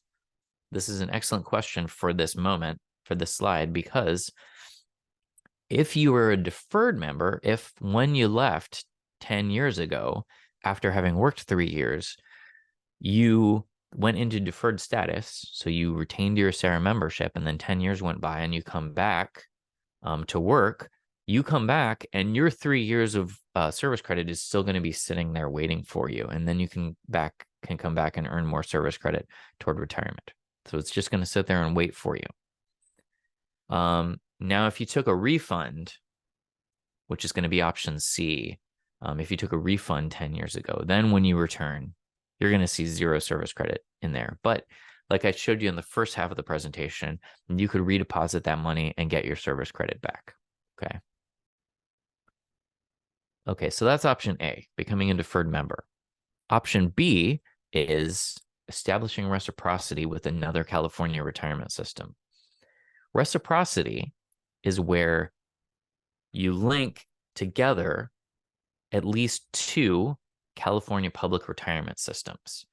So, for example, if you worked in another city in California or for another county in California, or you worked for a state job, or you worked for another agency that doesn't have their own retirement system, so they use CalPERS, the state retirement system, as their retirement system, and you come over here to Acera, you quit that job, you come over here, you can establish reciprocity and link those 2 systems together. And in fact, you could link multiple systems together if you keep hopping to different jobs. There's a full list of all of the systems we have reciprocity with at acera.org/reciprocity and a full description of reciprocity. The reason that you might want to do that, the benefits of reciprocity are, there's 4 of them. I think there's 4. The first one is that the service credit that you earn in all of the systems combined gets you over the vesting and retirement eligibility requirements. So let's say that, for example, you work over in Contra Costa County let's say you're a Tier 4 member. Let's say you're over age 52. You work in Contra Costa County for 3 years. You stop working there. You come over to Acera. You work 2 years. So you have a total of 5 years combined, and you're over age 52. You're eligible to retire because you have linked those systems together.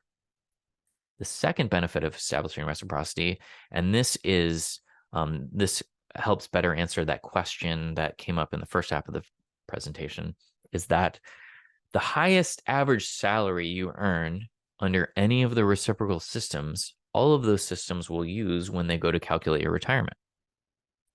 So for example, in that same example, let's say you started off working in Contra Costa County and you were making $20 an hour over there. Then let's say you did that for 10 years. Then you come over to Acera and you work for 5 years and you're making $30 an hour in your new higher paying position. And then you go to retire. What will happen is that you would have to retire from all the systems linked together on the same day. Contra Costa County will do a retirement calculation with their 3 factors. Acera will do their own separate retirement calculation with our 3 factors. There are similar factors. Salary is one of the components of both calculations. Now, when Acera calculates your retirement, they're going to use your higher salary that you're earning here. But when Contra Costa County goes to calculate your retirement, they're going to see in their system that you have reciprocity. They're going to call us up, ask us what your salary is. And if it's higher than theirs, which it is in this example, they're going to use that higher dollar figure in their calculation. So you get more retirement from them than you would have gotten had you not established reciprocity, because they're using a much higher salary. Benefit number 3 is that if you're in tiers 1, 2, or 3, not tier 4, this could keep your contribution rate lower in the new system, depending on your age of entry. And there is a 4th benefit, which is that you can get into an earlier tier if you establish reciprocity. If you started working in that earlier system that you're trying to link before the cutoff dates for the tiers at Acera. Okay, and then there's a question, is reciprocity like transferring a 401k from one employer to another? It's actually not like that. It's kind of the opposite of that. Because with a 401k is a defined contribution account.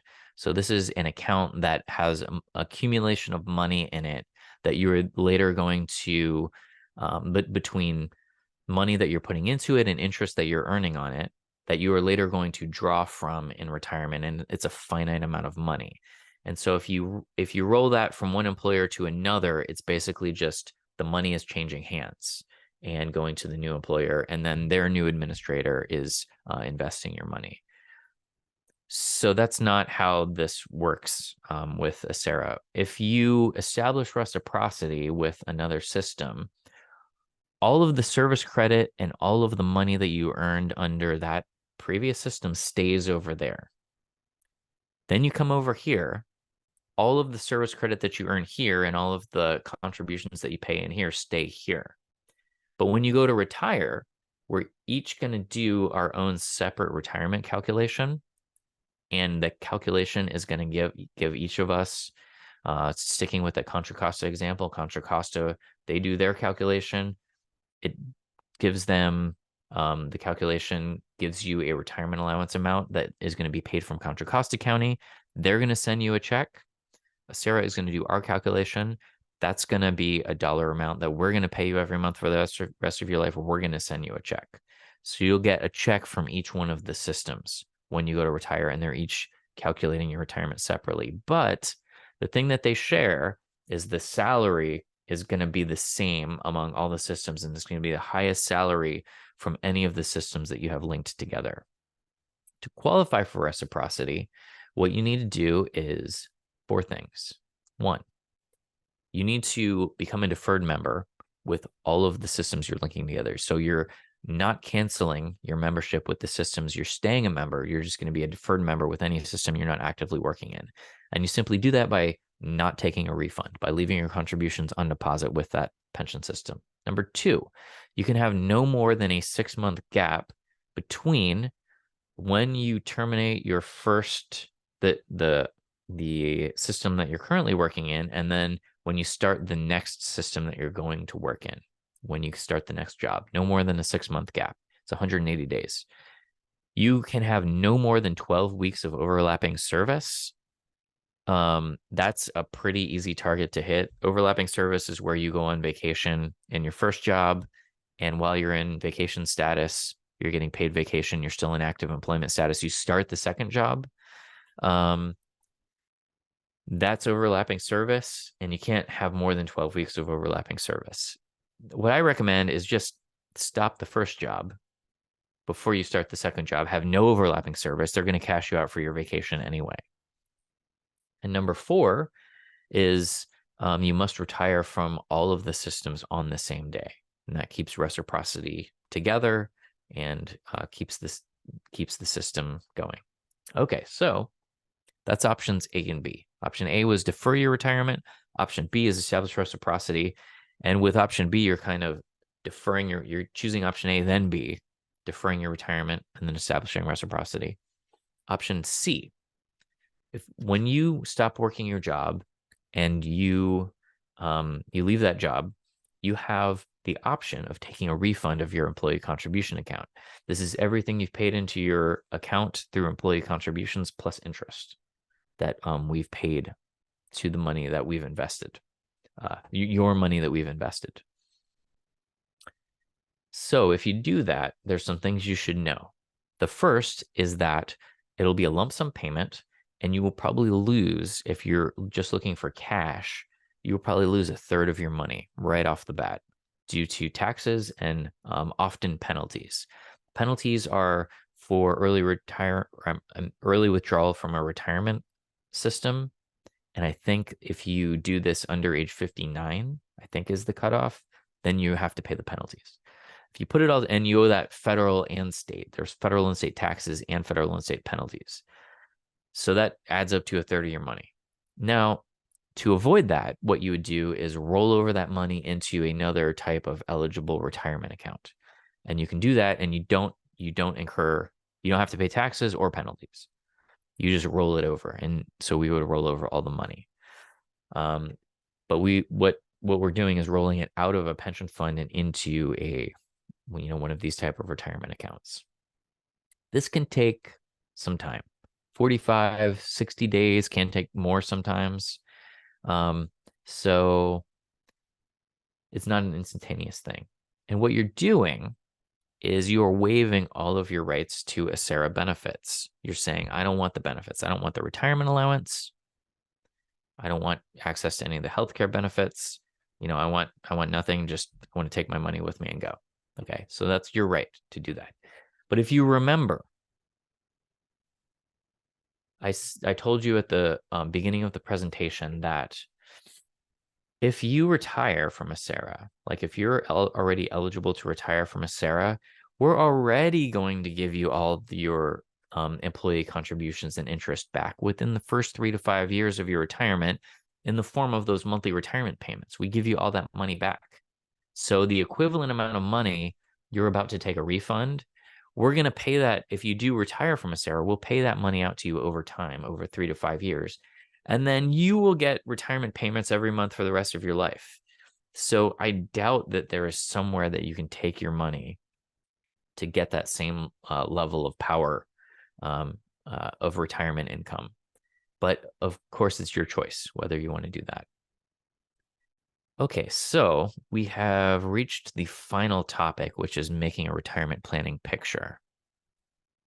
And I have a question up here. What are the refunds of employee contributions? A refund means that, remember how one of the first things I discussed in the webinar today is that as an ACERA member, with every paycheck that you receive, part of your check comes out of your check and it goes over into ACERA's fund. We keep that in your ACERA contribution account. So that money is just growing. Every time you get a check, some of your money comes out and goes into that account. Additionally, every time we earn interest, we pay interest to that account twice a year. So a refund is where you stop working your job. So you're no longer working at your job and you tell ACERA, I want to take a refund of that account. I want you to pay me all of the money out of that account, and I want to cancel my ACERA membership, and I don't want to take any of their ACERA benefits. I just want the money. So that's what a refund of employee contributions is.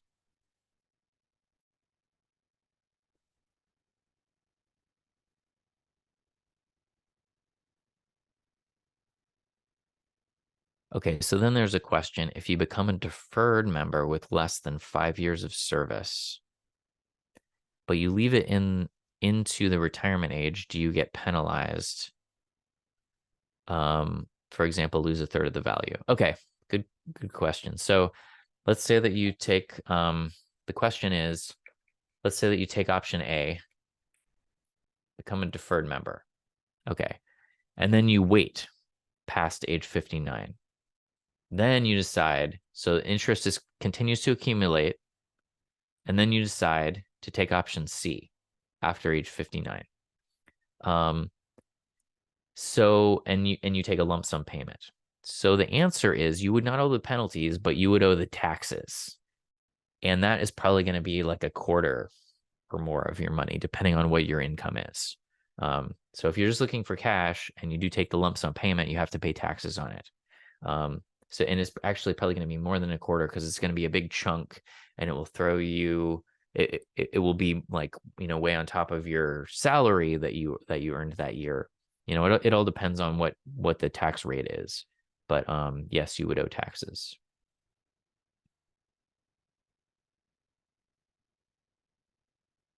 Okay, so there's a question up on the board about kind of retirement planning and strategy. Let me help you all with retirement planning strategy and help you all make a retirement planning picture. And I think this will answer your question. Okay, so we're returning to this slide. You've already seen this slide one time. I mentioned this before, that in retirement, in order to maintain your standard of living that you were enjoying before retirement, financial planners will tell you that you're going to need 80% of the salary that you were making while you were employed. You're going to need 80% of that as retirement income in order to maintain your standard of living. So how do you do that? You do that through these three sources of income: the Acera monthly pension, Social Security, and anything beyond that is your own personal savings and investments. And when you add them all together, if they get you to 80% or more salary replacement, then you have achieved a maintenance of your standard of living. Okay, so that's the target. Now, how do you get to the target? So the first step is you want to establish the first two terms in this equation. You want to know how much your monthly pension is going to be. You want to know how much Social Security is going to pay you. And then that will help you get a target for how much additional savings you may need to save. Okay. So that's the first step. Get some estimates. So step number one, you get the Acera estimate. I already showed you how to do that. And you can get out scratch paper to do this. You don't have to follow along with me. You could, do this later if you want to. But the way that you do it is you get out some scratch paper and you get an Acera estimate and you get a Social Security estimate. The Acera estimate, again, is you go to acera.org. You click the login button. You click estimate a benefit. It takes you to the benefit estimator. You think of your plausible retirement scenario. You hit calculate. You hit get estimate. You end up with this PDF. This tells you what your estimated monthly payment from Acera is going to be in this retirement scenario. You take that number, you note what age you are in your retirement scenario, and you write that all down. Okay. Step number two is you're going to get a Social Security estimate. Now, Social Security on their website has an estimator that is going to be kind of similar to Acera's estimator. On their website, you are logging into your personal Social Security account and you're getting a personal Social Security estimate from the Social Security system, which is a totally separate system from Acera.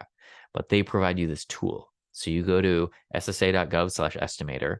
And I don't have any screenshots of what the actual estimator looks like, but the estimate that you end up with will look something like this.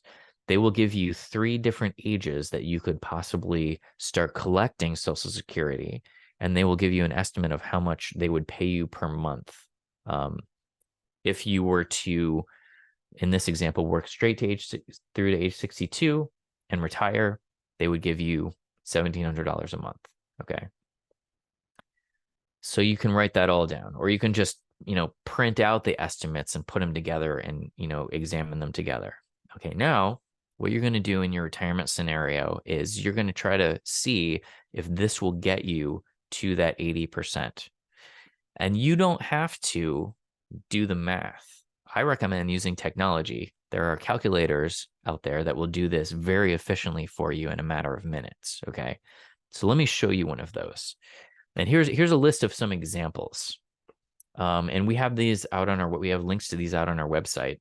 I recommend trying a few different ones because they'll all give you a slightly different number because they all use kind of different math. And so you could kind of take an average of what they all tell you. I'm going to show you the Vanguard calculator. The second one that I recommend using is the Empower Retirement Calculator. And that is when you establish a 457B account with your employer. Then you can log into your Empower account, and they have a retirement calculator that's going to do a very similar thing to this Vanguard calculator that I'm going to show you. These are all these calculators are going to do is you're going to plug in your numbers, and it's going to get you pointed in a retirement savings trajectory. And that's as simple as that. It's as simple as that. There, you're going to plug in the first two numbers of the equation, the pension and the Social Security, and it's going to tell you how much more you need to save, if any. Okay. So this is a screenshot of that Vanguard calculator. I'm just going to go out to our website and just do it live. Like, never mind. Okay, so here's our website, acera.org. And what you're going to do is go to members. You're going to go down to the third selection, planning your future retirement income. And this is actually, if you want to later go through this whole process that I'm taking you through of getting on the trajectory, this is kind of the detailed version of it, the detailed instructions.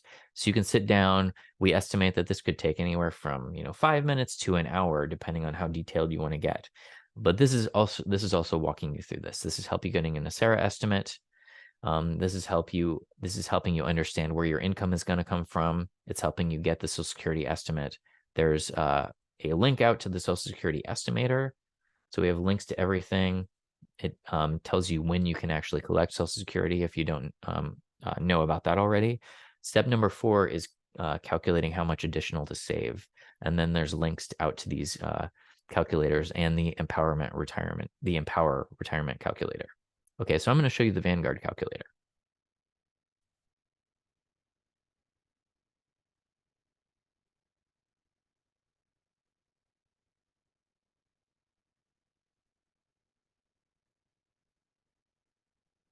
What you're going to do here is plug in your numbers. Okay, this is called Your Retirement Story. That's what they call their calculator. I'm just going to give you a general example. Okay, let's say you're 30 years old. And let's say that you are planning to retire. Let's say you want to see what happens if you're going to take the early retirement from Social Security at age 62. What happens with that? And let's say that your salary is $70,000. Okay. So in this blank, what you can do is if you already have a practice of saving money toward retirement annually, you could put that in here if you know what it is. I'm going to leave it at 0. Let's say that you don't save anything for retirement, and that's perfectly fine currently. Okay, then you can put in how much you've already saved. Like if you have already opened a 457B account, you could put in the balance of the account here. But let's say that you haven't. Let's say that you've saved nothing. Let's say that you've saved 0 so far. So I'm just going to leave that blank. This percentage right here is the income replacement percentage that you are wanting to target. And I'm just going to put in 80% because that's what a lot of financial planners say. Now, Gene Hilliard is about to come in here in 10 minutes or so and talk to you about the 457B account. He's going to try to get you up to 100% salary replacement, and he's going to tell you how to do that. Okay, we'll just stick with 80 for this example, in case that's what you want to target. Okay, now the annual return expectation, this is all dependent on how much risk you want to take in with investing this extra savings that you're going to save. Now, when I say risk, when people talk about risk of saving for retirement, a lot of what they're talking about is short-term risk. If you take money and you invest it in a diverse array of investments over long periods of time, the tendency when you go back and look at the history of markets is that they just go up and up and up and up and up, okay, over time. But there's little spikes, there's crashes, and then it'll climb back up, and then it'll crash again. But over long periods of time, it tends to go up. Okay, so if you take where you started and where you end up, and you average out the returns over time, it's going to tend to be somewhere between 3%, and 7%, depending on, what you invested in, is the return that you can expect annually over long periods of time. I'm going to choose 6% just to be conservative. We'll see what happens with that. But Acera's fund, we expect to earn 7% every year. That's our interest expectation, just based on history and based on what we think is possible in the market. Right now, these days, you can put your money in some pretty safe stuff and you can earn at least 3, 4, 5%. Okay, so one of the things that's nice about this calculator and the Empower calculator is that you can put in the other sources of income to make the complete retirement planning picture, because the complete picture has all of your sources of retirement planning income. So in that example that I was doing, Social Security said I was going to get paid $1,700 per month from their system, and the Acera estimate was about $2,200. Okay, so I'm going to hit calculate down here. And what you're seeing is a chart that has 2 bars on it. The second bar is what this calculator is predicting, the amount of money is predicting I will need to pay for my life in retirement in the scenario that I have given it, okay, based on retirement age 62 with this income and so on and so forth. The left, the gray one is the right, of course. The green one is the left. The left one, I don't know what I said before, but the green one is the left one. The green one is showing you what income replacement you are currently achieving with the numbers that you put in without saving anything additionally. So the green bar is showing how much your pension is paying for, and the dark green, the light green, is showing how much your pension is paying for. The dark green is showing you how much Social Security is paying toward your living expenses in retirement. And you can see there's a gap here. If you were totally achieving the 80% income replacement, these 2 bars would be even. So that means that based on this picture, based on this view of the future, you can see that if you don't save anything additionally, you're not going to quite have enough income in retirement to maintain your standard of living. The good news is that you're a new employee or you're in your mid-career, so you have some time. So you can start saving now. Well, how much do I save? Well, this calculator is about to tell you exactly how much you need to fill in the gap. All you need to do is come back up here and put in an amount of savings that you think you may be willing to save per year. I'm going to start small. Let's say 400. I'll say $400 a year, which represents a 1/6 of 1% of my income that I put in. And then I'm going to hit recalculate. Okay, that doesn't gain me a lot. Let me overshoot it here. Let me see what happens. Hopefully it's an overshot. What happens if I say 8.6% of my income is what I'm going to save annually? Okay, so it's a little more than I need. I could stay there, or I could even amount if I don't want to quite save that much. What happens if I go down to $4,000 a year? Which means I'm saving 5.7% of my income. Okay, I'm not quite there. Let's see what happens if I do 4,400. Okay, now they're about even. So what this is telling me is that because they're even, if this is my retirement scenario, I need to save $4,400 a year between ages 30 and 62. And by the time I get to age 62, I will have achieved the adequate income replacement I need to maintain my standard of living. Now, $4,400, that might sound like a lot, but in this scenario, if you break that up over 26 pay periods, it's $169 a pay period. And if you open a 457B account, they'll take that right out of your check before you get paid. So they'll take it right out of your check on a pre-tax basis, and it will actually have a lesser impact. It won't be like your income is going down $169. It will be some fraction of that.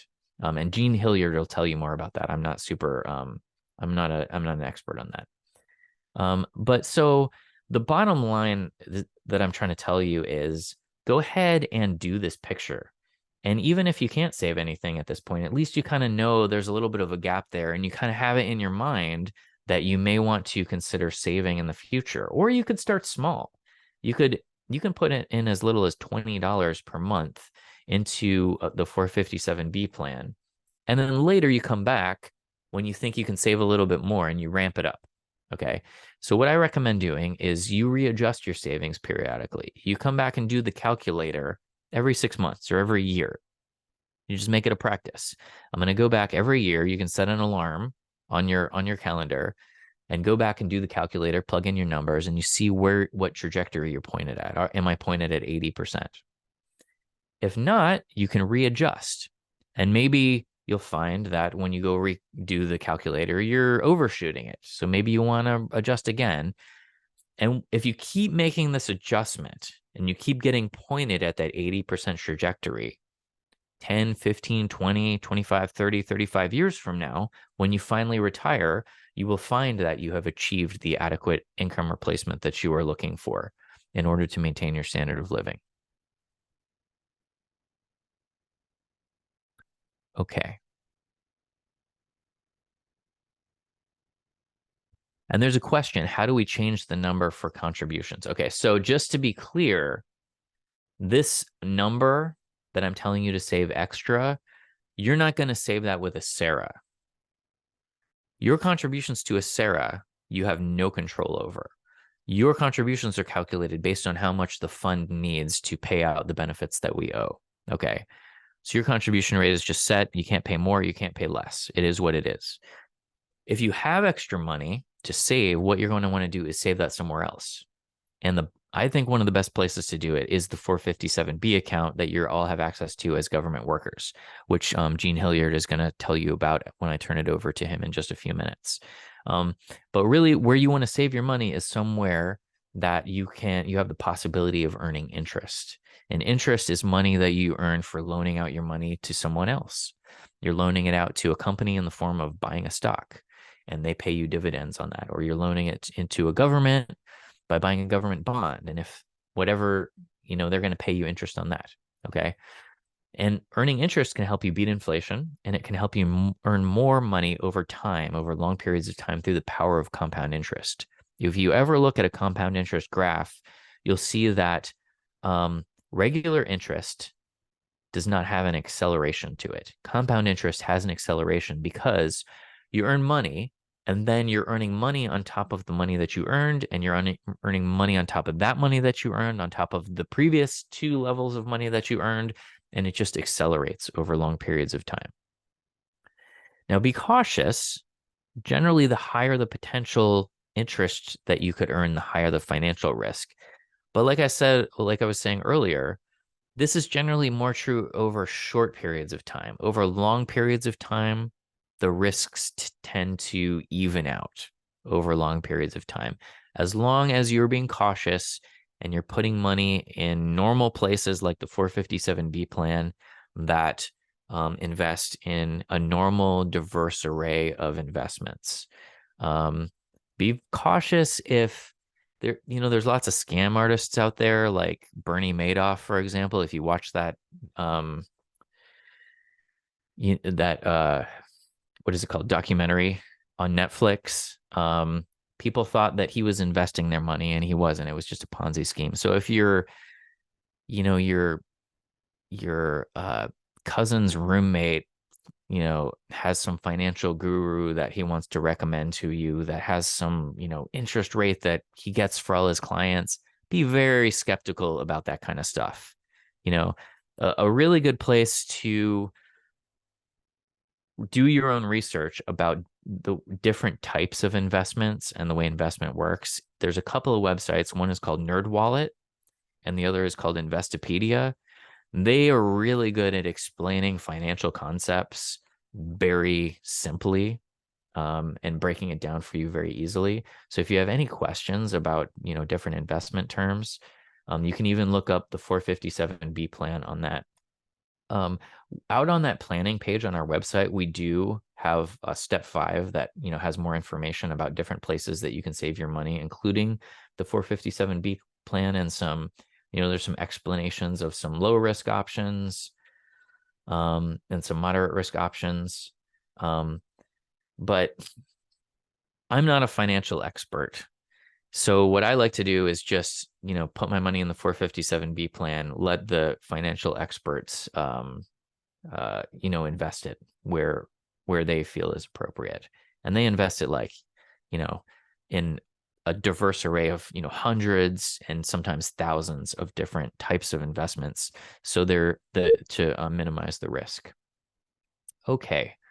So I'm going to kind of speed through these. You can read the rest of the information about that again out on that planning page that I was just showing you, acera.org/planning, for the full step-by-step process on retirement savings, and you can go through it by yourself. At this point, I'm going to go ahead and turn it over to Jean Hilliard. I need to promote you to panelist first.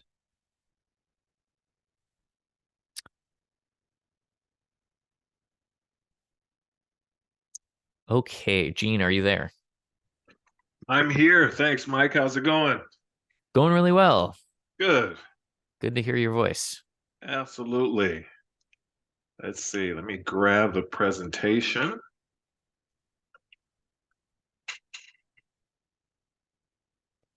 And there's a few questions back up there. There's one, do you have any info on the windfall elimination provision? That's for people who are not paying into the Social Security system, so generally the safety members.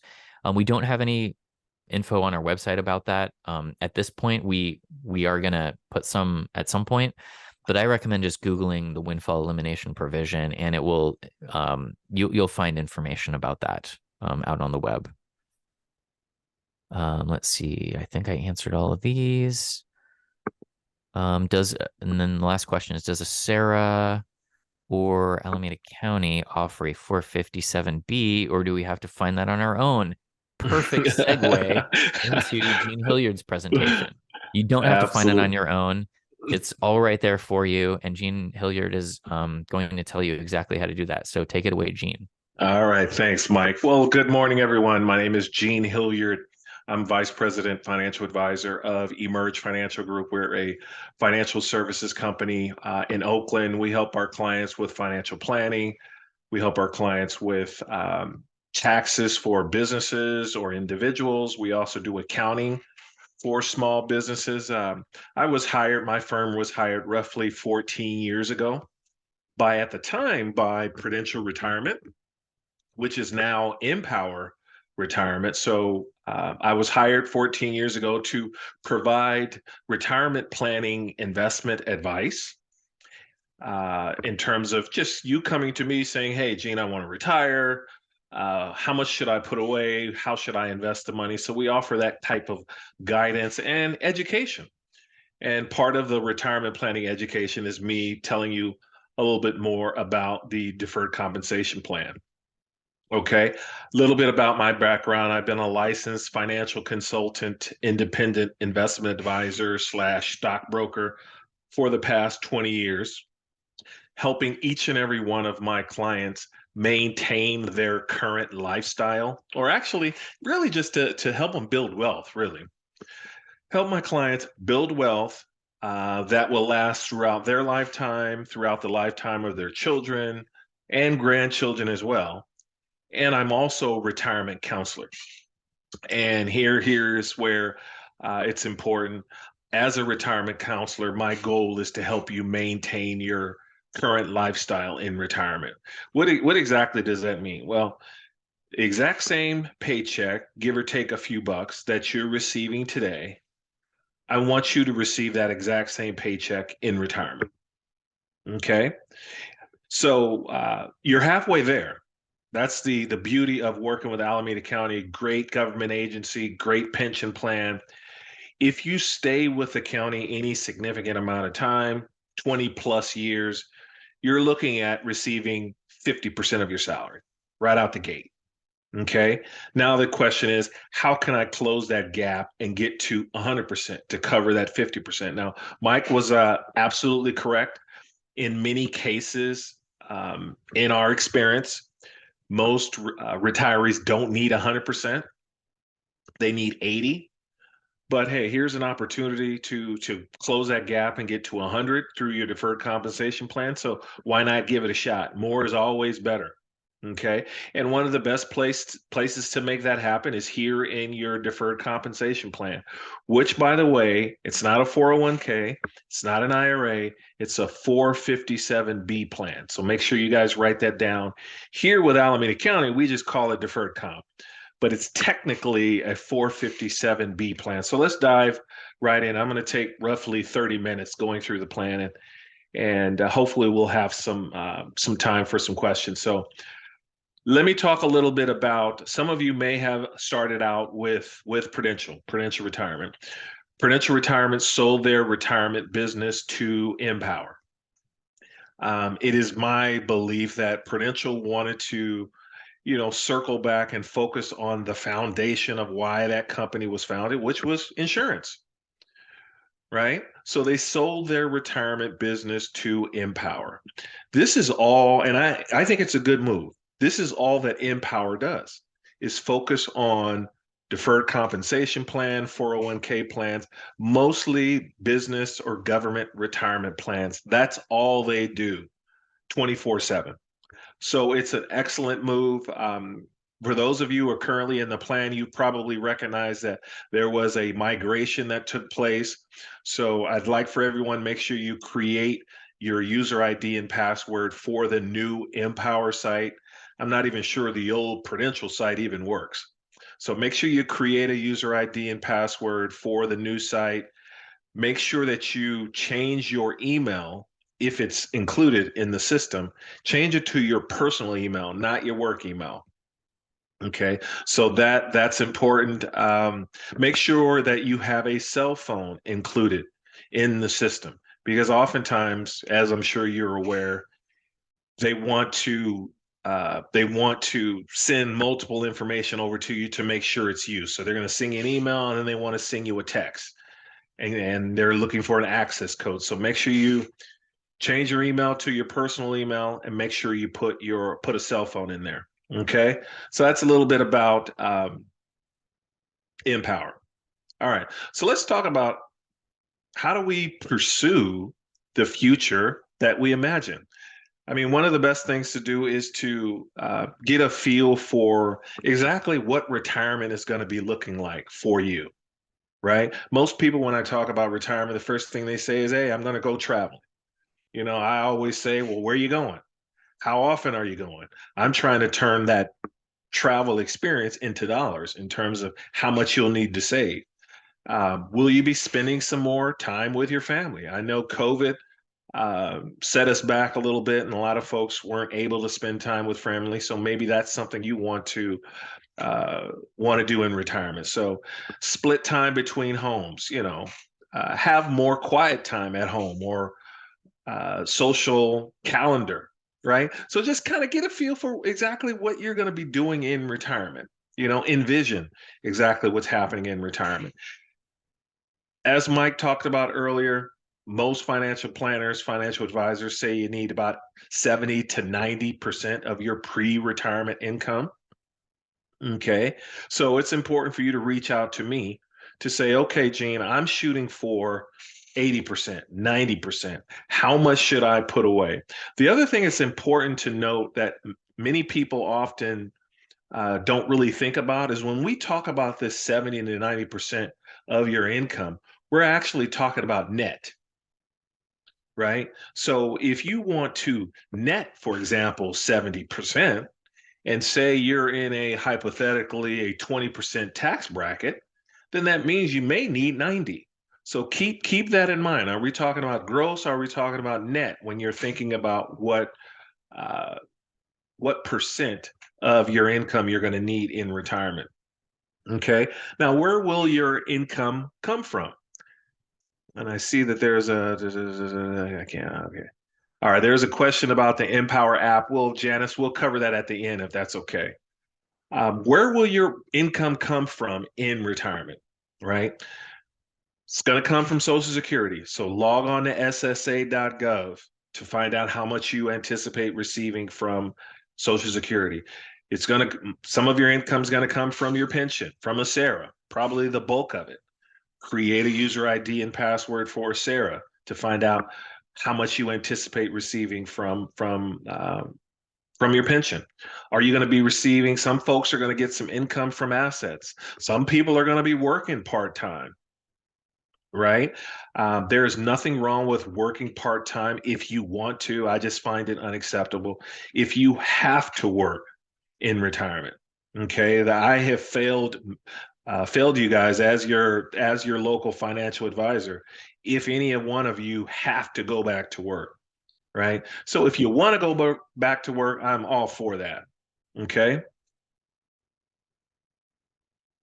So let's talk about deferred comp. Deferred comp, it's easy. Just like a Sarah, money comes out of your paycheck. It comes out of your paycheck, either a percent of your salary, or you can pick a specific dollar amount and it goes into some investments, and we'll talk about that. I typically tell people you want to shoot between, if you're starting out, shoot to put away 5 to 10% of your salary. If that's too much, start with a number that you feel comfortable with, and then just build on that as you navigate your career with Alameda County. But it's very easy. Like I said, it comes directly out of your paycheck. So when you don't see it, you don't miss it, and you don't spend it. Here are some of the highlights of the plan. As I talked about before, you use a SARA, Social Security, and deferred comp. Money comes out of your paycheck automatically. I'm going to talk a little bit about tax deferred savings, the investments. You can consolidate. There's a variety of distribution options when the time comes. I'm going to talk a little bit about loans and the catch-up provision. But when you're investing in deferred comp, there are a couple of tax advantage ways to invest. So you can invest pre-tax. If you invest pre-tax, you don't pay taxes on the money being deposited. So for example, for every $100 that you're investing, your paycheck's not going to change by $100. It's going to change by like 75 because you're investing pre-tax. Okay. People should invest in the pre-tax version if you believe you're going to be in a lower tax bracket when you retire. Invest pre-tax if you believe you're going to be in a lower tax bracket when you retire, right? Now, I'm sure some of you are saying, well, Gene, I don't even know. I have no idea what tax bracket I'm going to be in. And guess what? I have no idea either. But I can say this, in my experience, it's reasonable to assume that if your income goes down in the future from where it is today, chances are you're going to find yourself in a lower tax bracket. Right? So the way the pre-tax works, you're deferring your taxes. So money is going into an account and you don't pay taxes on it. And let's say hypothetically, you're in a 28% tax bracket. Fast forward the clock 20, 30 years, you're bringing in half your salary or 80% or 70% of your salary, hypothetically. Well, it's safe to assume that you're probably finding yourself in a lower tax bracket.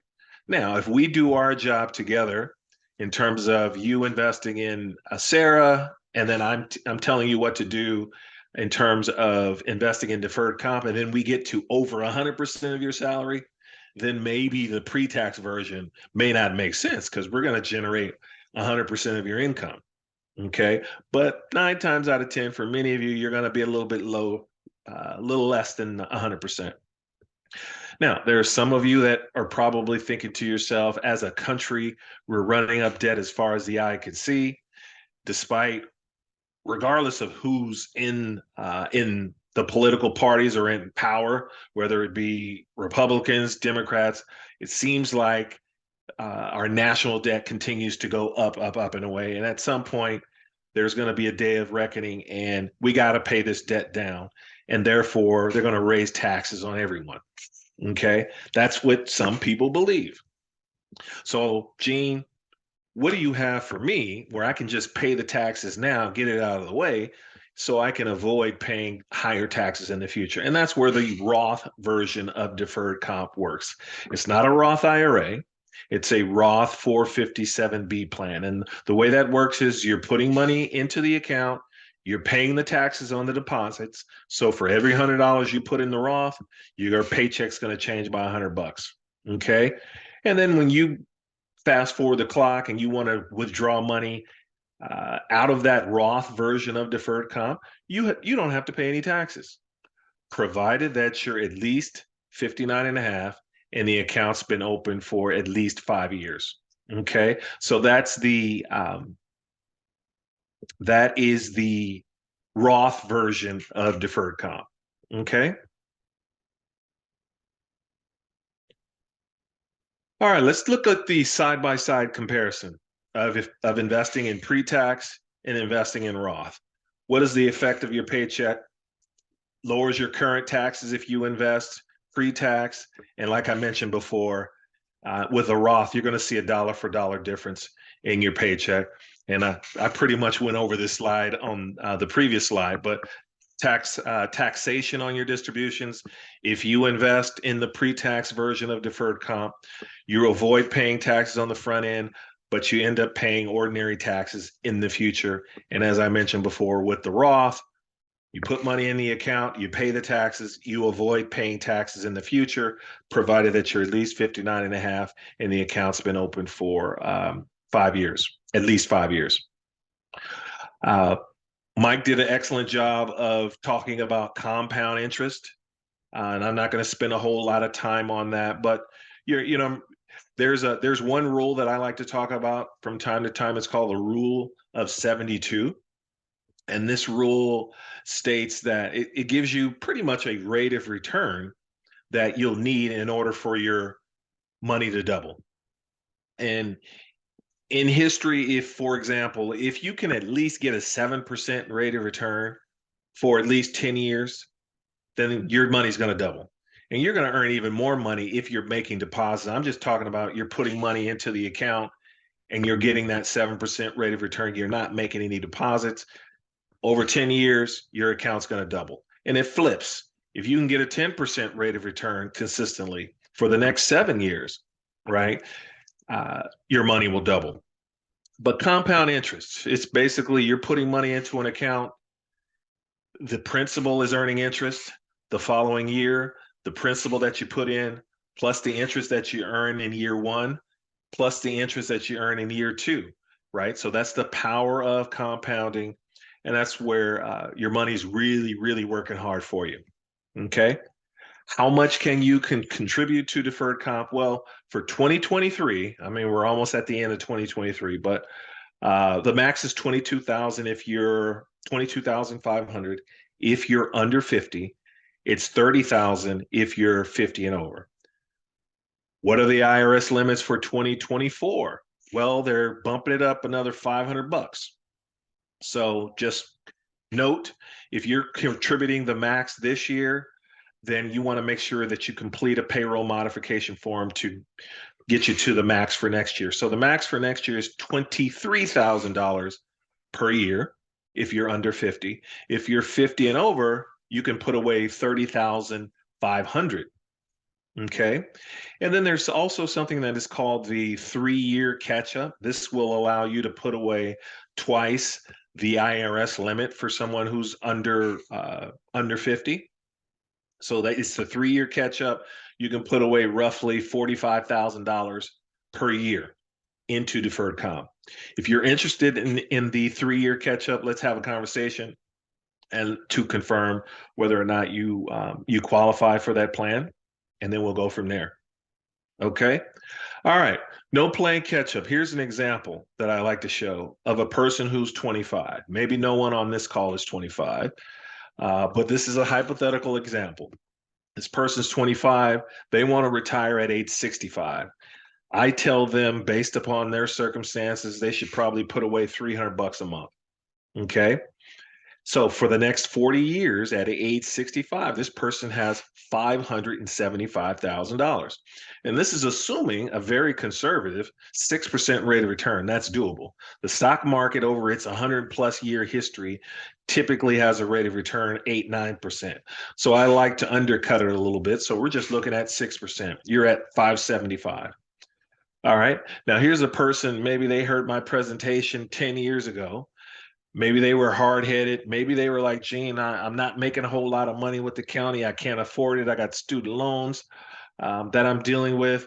I just can't afford to put away money towards retirement. But they're now they're ready. They're 10 years later. They've gotten some bumps in their salary over the past 10 years, right? They've gotten their student loan situation under control. They're settled financially. So they want to put some money away towards retirement.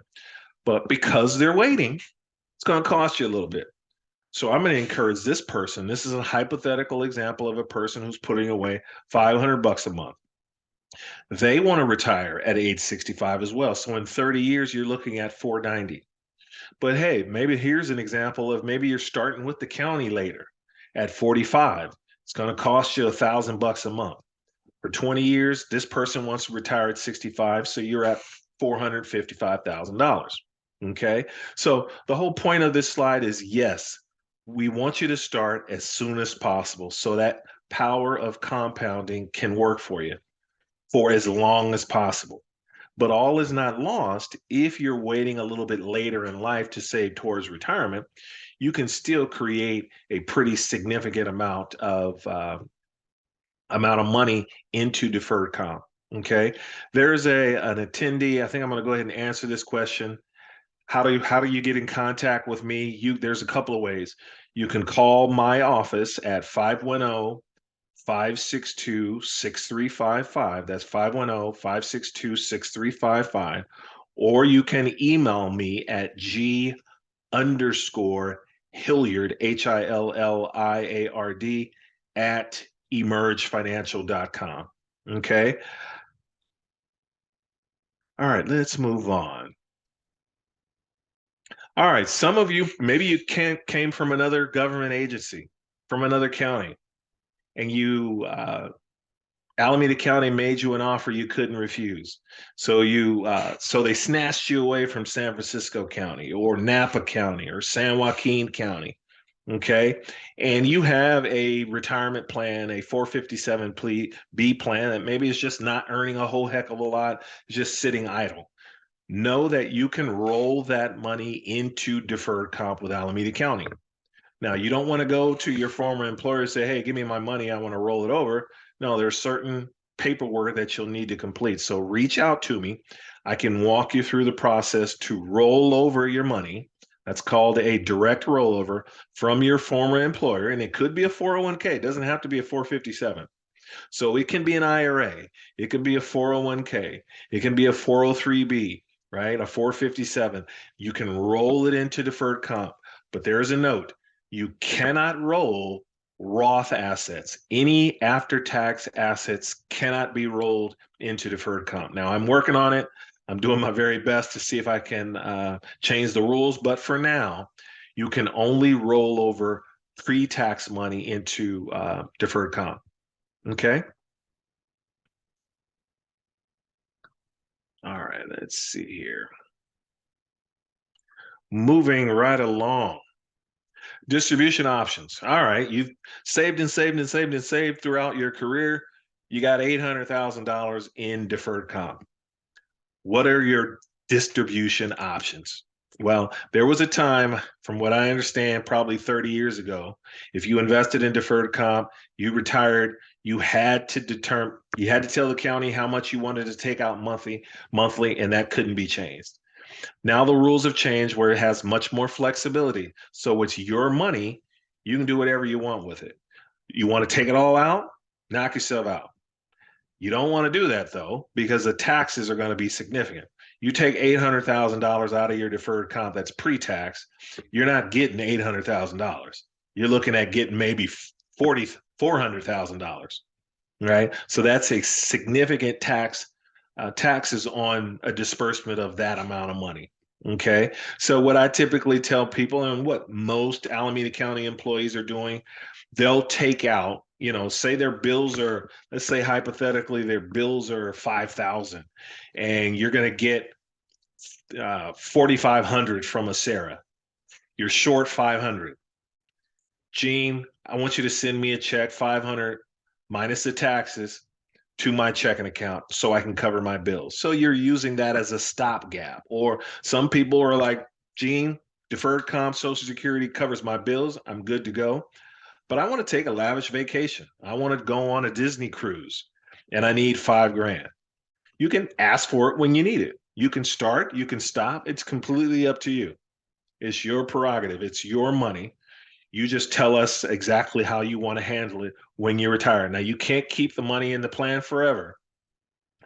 The rule was once you turn 70 and a half, you're required by law to take money out. But the rules have changed now where due to the Secure Act, you have to take money out at age 73. Okay. Provided you're no longer working. So that's an important caveat. If you're still working and you're 73 and you have money in deferred comp, you're still working for Alameda County, you do not have to take money out. Okay, you do not. However, if you have a 401k at a previous employer and you're 74, you're required to take your RMD out of that plan account, but not out of deferred comp, provided you're still working. But as soon as you stop working, boom, you need to start taking some of that money out. How much do I need to take out, Gene? Well, it's tough to tell. It's based upon life expectancy tables, but I can tell you you're going to need to take out roughly 4 to 6% of your money per year. So 4 to 6% of your deferred previous year's deferred comp balance will need to be taken out of your deferred comp to satisfy that RMD requirement. And the penalties are severe if you don't take that out timely. It's 50% of what you should have taken out. So if your RMD was 10 grand, then you're going to get hit with a penalty of 5 grand if you don't take it out timely. So the good news is Empower obviously has your personal information, your personal records in terms of your birth date, and they will send you a letter to remind you. It's not really their responsibility; it's your responsibility, but they will send you a reminder. Okay, a lot of talk these days about income inequality, right? Or at least the last few years. Seems like the rich are getting richer and richer and richer. Poor middle class, it's like we're standing in quicksand. Okay. Deferred comp offers an opportunity to close that gap to help you create wealth, right? And a lot of folks in 2008 took advantage of that. So you can borrow against your deferred comp. You can take out 50% or $50,000, whichever is less. So a lot of folks back in 2008, 2009 borrowed against their deferred comp, used the proceeds as a down payment on a new house or an investment property. You can do that. That is a responsible way of using your money, right? Some people are, hey, Gene, I got in trouble with some credit cards. I promise I won't do it again. People borrow against their deferred comp to pay off student loan debt, to pay off credit cards, right? But I want to make sure that, whatever issue you had in terms of spending in the past, that's no longer the case, because I'd hate for you to borrow, pay off your credit cards just to turn around and charge it back up again. Okay. Speaking of which, if you need some help with budgeting, right, or you want to come up with a plan to pay down your credit card debt, let me know. Because as a financial planner, I can help you through that process, and it doesn't cost you anything. So take advantage of that. Okay. There are roughly 15 investments in deferred comp, right? So if you're a type of person, maybe you don't want to take on any risk. Okay. You don't want your money to be impacted by the stock market. Well, you can invest in what is called the Alameda County Stable Value Fund, pays 2% roughly, right? Now, you're not going to get rich. You're not going to make a ton of money, but hey, you don't have to worry about any downside. Your principal will always be intact. So there's the Stable Value Fund. If you're the type of person that prefers to invest in socially responsible companies, there's an investment in here for you. Okay. If you're the type of person that appreciate index funds like Vanguard. Now, we don't have Vanguard funds in the plan, but we have something very, very similar. So index funds are available.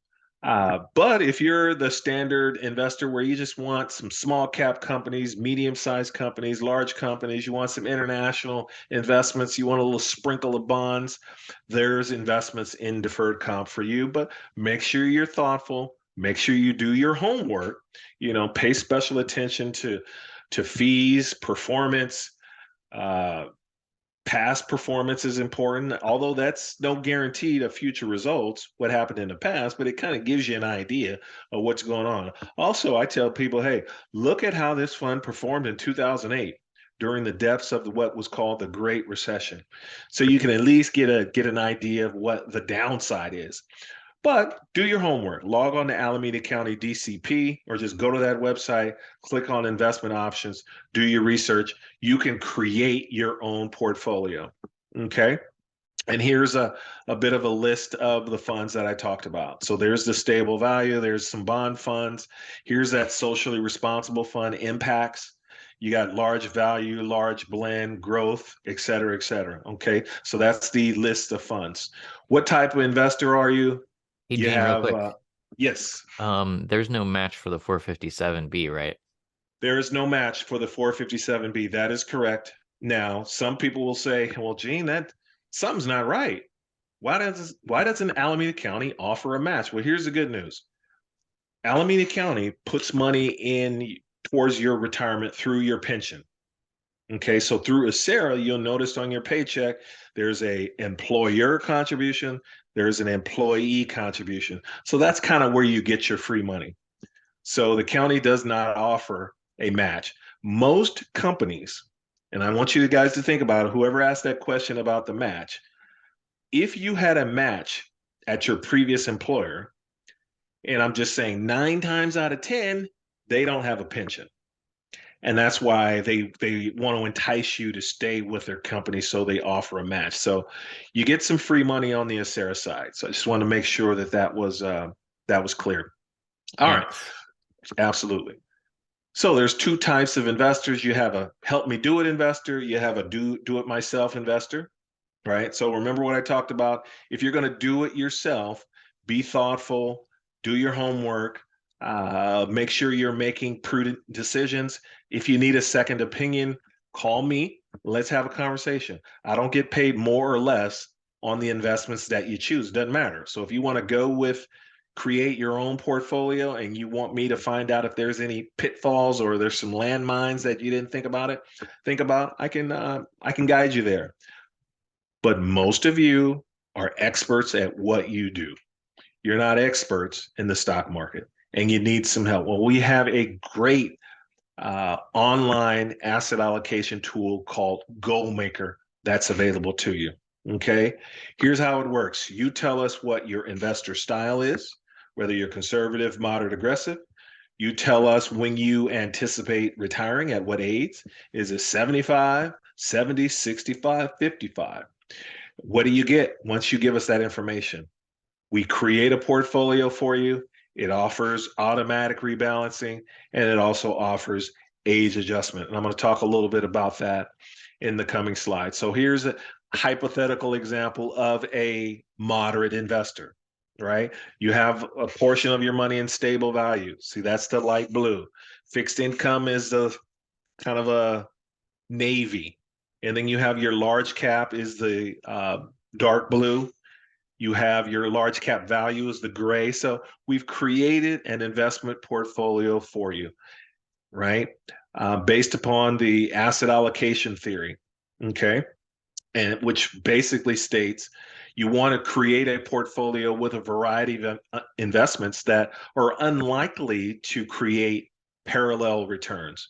What does that mean? Well, when you have an account where every asset class is going up at the same time, chances are when the market is down, the whole portfolio is going to go down.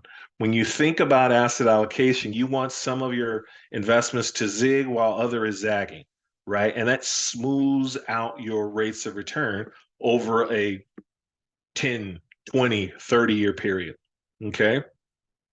Rebalancing. Here's how that works. So we've created a portfolio. That's the one on your left. And let's say hypothetically, the portfolio consists of 80% stocks, 20% bonds and cash. So 80% stock funds, 20% bond funds. And let's say the market did extremely well over the next year, and your 80-20 portfolio is now 90-10, which is way too aggressive for you. So what we do is, to get you back to that 80-20 mix, we're going to sell 10% of your stocks and we're going to buy 10% bonds to get you from the 90-10 back to the 80-20. That's what rebalancing is. That happens depending on how you want to set it up. We can do it quarterly or we can do it once a year. I typically tell people once a year is pretty significant, or is appropriate. Okay. Automatic adjustments. How does that work? Or age adjustments. So for example, I want to direct your attention towards the model to the far left, the 16 plus, and look at the light blue, the stable value. So the stable value is a certain part of the pie. And then as you can see, 11 to 15, it gets bigger. 6 to 10, it gets bigger. 0 to 5, it gets even bigger. So that's how automatic adjustment works. It's going to add more money to stable value and sell money out of your stock portfolio, right? It's reducing your risk consistently, and that happens automatically. So you don't even need to think about it, right? And it makes sense, because as you get closer and closer to retirement, you don't have time on your side to recoup any losses. So it's important that we put some of your earnings in safekeeping. Okay. Hey, Let's talk. Gene, I just want Yes. to address a question that's up on the board real quick. The Hmm. question is my employee contribution how much I pay for my deferred comp? It's not. Your Acera and the deferred comp system Oh, are okay. separate systems. Okay. So Acera is your pension, and then separately, the county or your employer, if you're not employed by the county, they run the 457B fund. So your contributions to Acera are your employee contributions, and you see those come out of each one of your paychecks. And like Gene was just saying, I think there's also a line on there that shows you how much your employer is contributing to Acera on your behalf. So we have the employee contribution from you to Acera, the employer contribution from your employer to Acera. And then separately, if you want to, and it's a good idea, you can sign up to contribute money to the deferred compensation account like Gene is talking about. And then once you do that, you would see that on your pay stub as well. So you would see 3 separate items. Perfect. Hope that answers your question. I'm glad you were on here. Sometimes I dive into Acera and I should probably stay in my lane. So thanks, Oh Mike. no, you didn't say anything wrong. You everything you said was spot on. It was just Oh, that it just seemed like there was some additional confusion out there. okay, gotcha. Yeah. Gotcha. All right. All right, let's continue. So let's talk a little bit about fees and expenses. Whether you're with deferred comp, you have an IRA someplace else, you want to keep an eye on how much you're paying, right? Some of you probably had been told years ago, hey, deferred comp's free, doesn't cost you anything.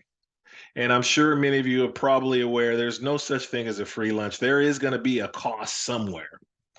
And in the past, the way the fee structure worked was most of the fees that were collected came from the expense ratio. What is that? Well, if you're a do-it-yourself or investor and you're going through the investments, remember, I think I talked about you want to take a look at what the expense ratio is, how much you're paying. So let's say hypothetically, you buy an XYZ mutual fund. It has an expense ratio of 1%, hypothetically.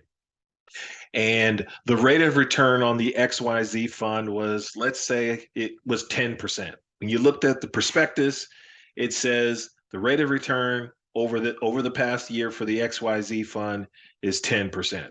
Okay. And you decided, well, you know what? I want to make sure that Gene's on the up and up. I'm going to do the math. I'm going to crunch the numbers, and I want to see that I got 10% rate of return on this XYZ fund.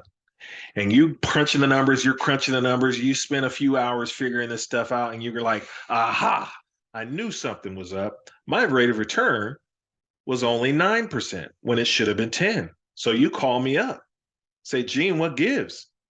You told me that the rate of return on this fund should be 10%, but yet my rate of return is only 9. And I'm going to say, well, Mr. and Mrs. Client, there's an expense ratio of 1% that comes off the top. So that is why your rate of return is 9 instead of 10. And you're like, oh, I get it. So that's not the most transparent way of looking at and collecting fees. So the new Alameda County Treasurer wanted to change that, where fees are now going to come directly out of your account. So some of you are probably now seeing some line items of some fees coming out, which is 0.20% per year. So regardless of what you invest in, we're going to be pulling 0.20% per year. Now, some of the mutual funds on the platform still have an expense ratio, okay? But it's bare minimum. It's very, very low.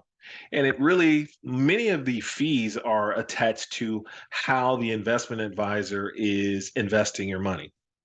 For example, if you invest in Vanguard funds or index funds, that's considered passive investing, right? And there's pretty much, at least in the fund that's a part of deferred comp, it's like 0.01%. It's pennies, right? And it makes sense. If I'm investing, for example, in the S&P 500, that's what you're getting. S&P 500 is 500 variety of different stocks that make up our economy. Okay, so you're getting an index. So there's no one going buying and selling on your behalf. So it's not going to be that expensive. So that's passive investing. But if you're investing in a mutual fund where there's a manager who's buying and selling stock consistently and providing their expertise, that's considered active investing, and that's going to be more expensive. It's going to cost you more, somewhere in the neighborhood of 0.50% to as high as 1%.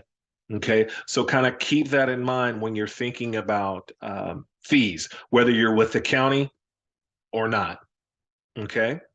All right. So this is, as I mentioned, what I covered. Hopefully, I talked about loans, I talked about the catch-up provision, etc. So hopefully, you guys are all set there. What is next? Well, first step, if you haven't already, is make sure you log on to acera.org, create a user ID and password to create an estimate to see kind of where you stand. And the beauty of the website is you can put a number of different ages in there. I'm 62, 65, just to see what's the difference, right? Go to SSA.gov to see how much you're going to get from Social Security. Find out, get an idea of what your bills are going to be in the future and see if you're short. So you want to take your bills minus what you're going to get from Acera, minus what you're going to get from Social Security, and see what you have left that you need to cover. You come to me and say, Gene, I'm short $1,000 a month. How much do I need to put away in deferred comp to close that gap? And that's what I'm here for. But the sooner you make that, the sooner you go through this process, the better, because time is of the essence. It's never too late. That's the other thing I want to make sure everyone's aware, that I always get, someone always asks me, is it too late? I'm 65. I'm going to retire at 70. Is it too late to invest in deferred comp? It's never, ever, ever too late, right? You can save in taxes, and every little bit that you can put away is going to count. It'll cover a PG&E bill, or it'll cover your water bill. It'll cover something. So it's never too late. Okay, so when you log on to go to AlamedaCountyDCP.com, they changed the website a little bit. So I believe what you need to do is click on register, put in your social security number, birth date, and then start the enrollment process. If you're not in the plan, once you've started this process, don't stop, because you will procrastinate, you will get distracted. But when you get in there, just choose, this is what I want you to do. Where people get a little tripped up is on the beneficiary information. I don't have a social, so you stop. No, just put that person's name in there. right? Leave the social blank and then keep it moving. The investment piece, people get a little tripped up. Just choose goal maker with age adjustment. Choose I'm a moderate investor. I'm going to retire at 65 and then keep it moving. You can always schedule, double back, schedule an appointment with me later to confirm that you made the right choice. But the bottom line is you need to get started ASAP. Okay. To get in contact with me, I gave you my office number. You can also call this WOW 457B number, which is 855-969-4572 to schedule an appointment. You can log online to schedule an appointment. But if you want to, whether it be we're not, believe it or not, I believe we're going to be opening up the in-person appointments next year. That's from what I understand. Don't quote me on that, but that's what I believe is going to occur. But for now, it's virtually phone appointments or virtual through WebEx. There are three financial counselors that are here to help you. There's Mark Tomei on the left. He's still with the plan. He's been here 30 plus years. He's pretty much been my mentor from when I first started 15 years ago or 14 years ago. So Mark's still here. You also have Jason Brummett with, and I had a typo. He's with Empower now, not Prudential. So pretend like you didn't see that. And then you have myself with Emerge Financial Group. Here's the number. Here's the website that you can go to schedule the appointment. My office number again is 510-562-6355. Or you can email me at g_Hilliard, HILLIARD, at emergefinancial.com. So with that, I'd love to entertain some questions. Awesome. Thanks, Gene. That was amazing. Absolutely.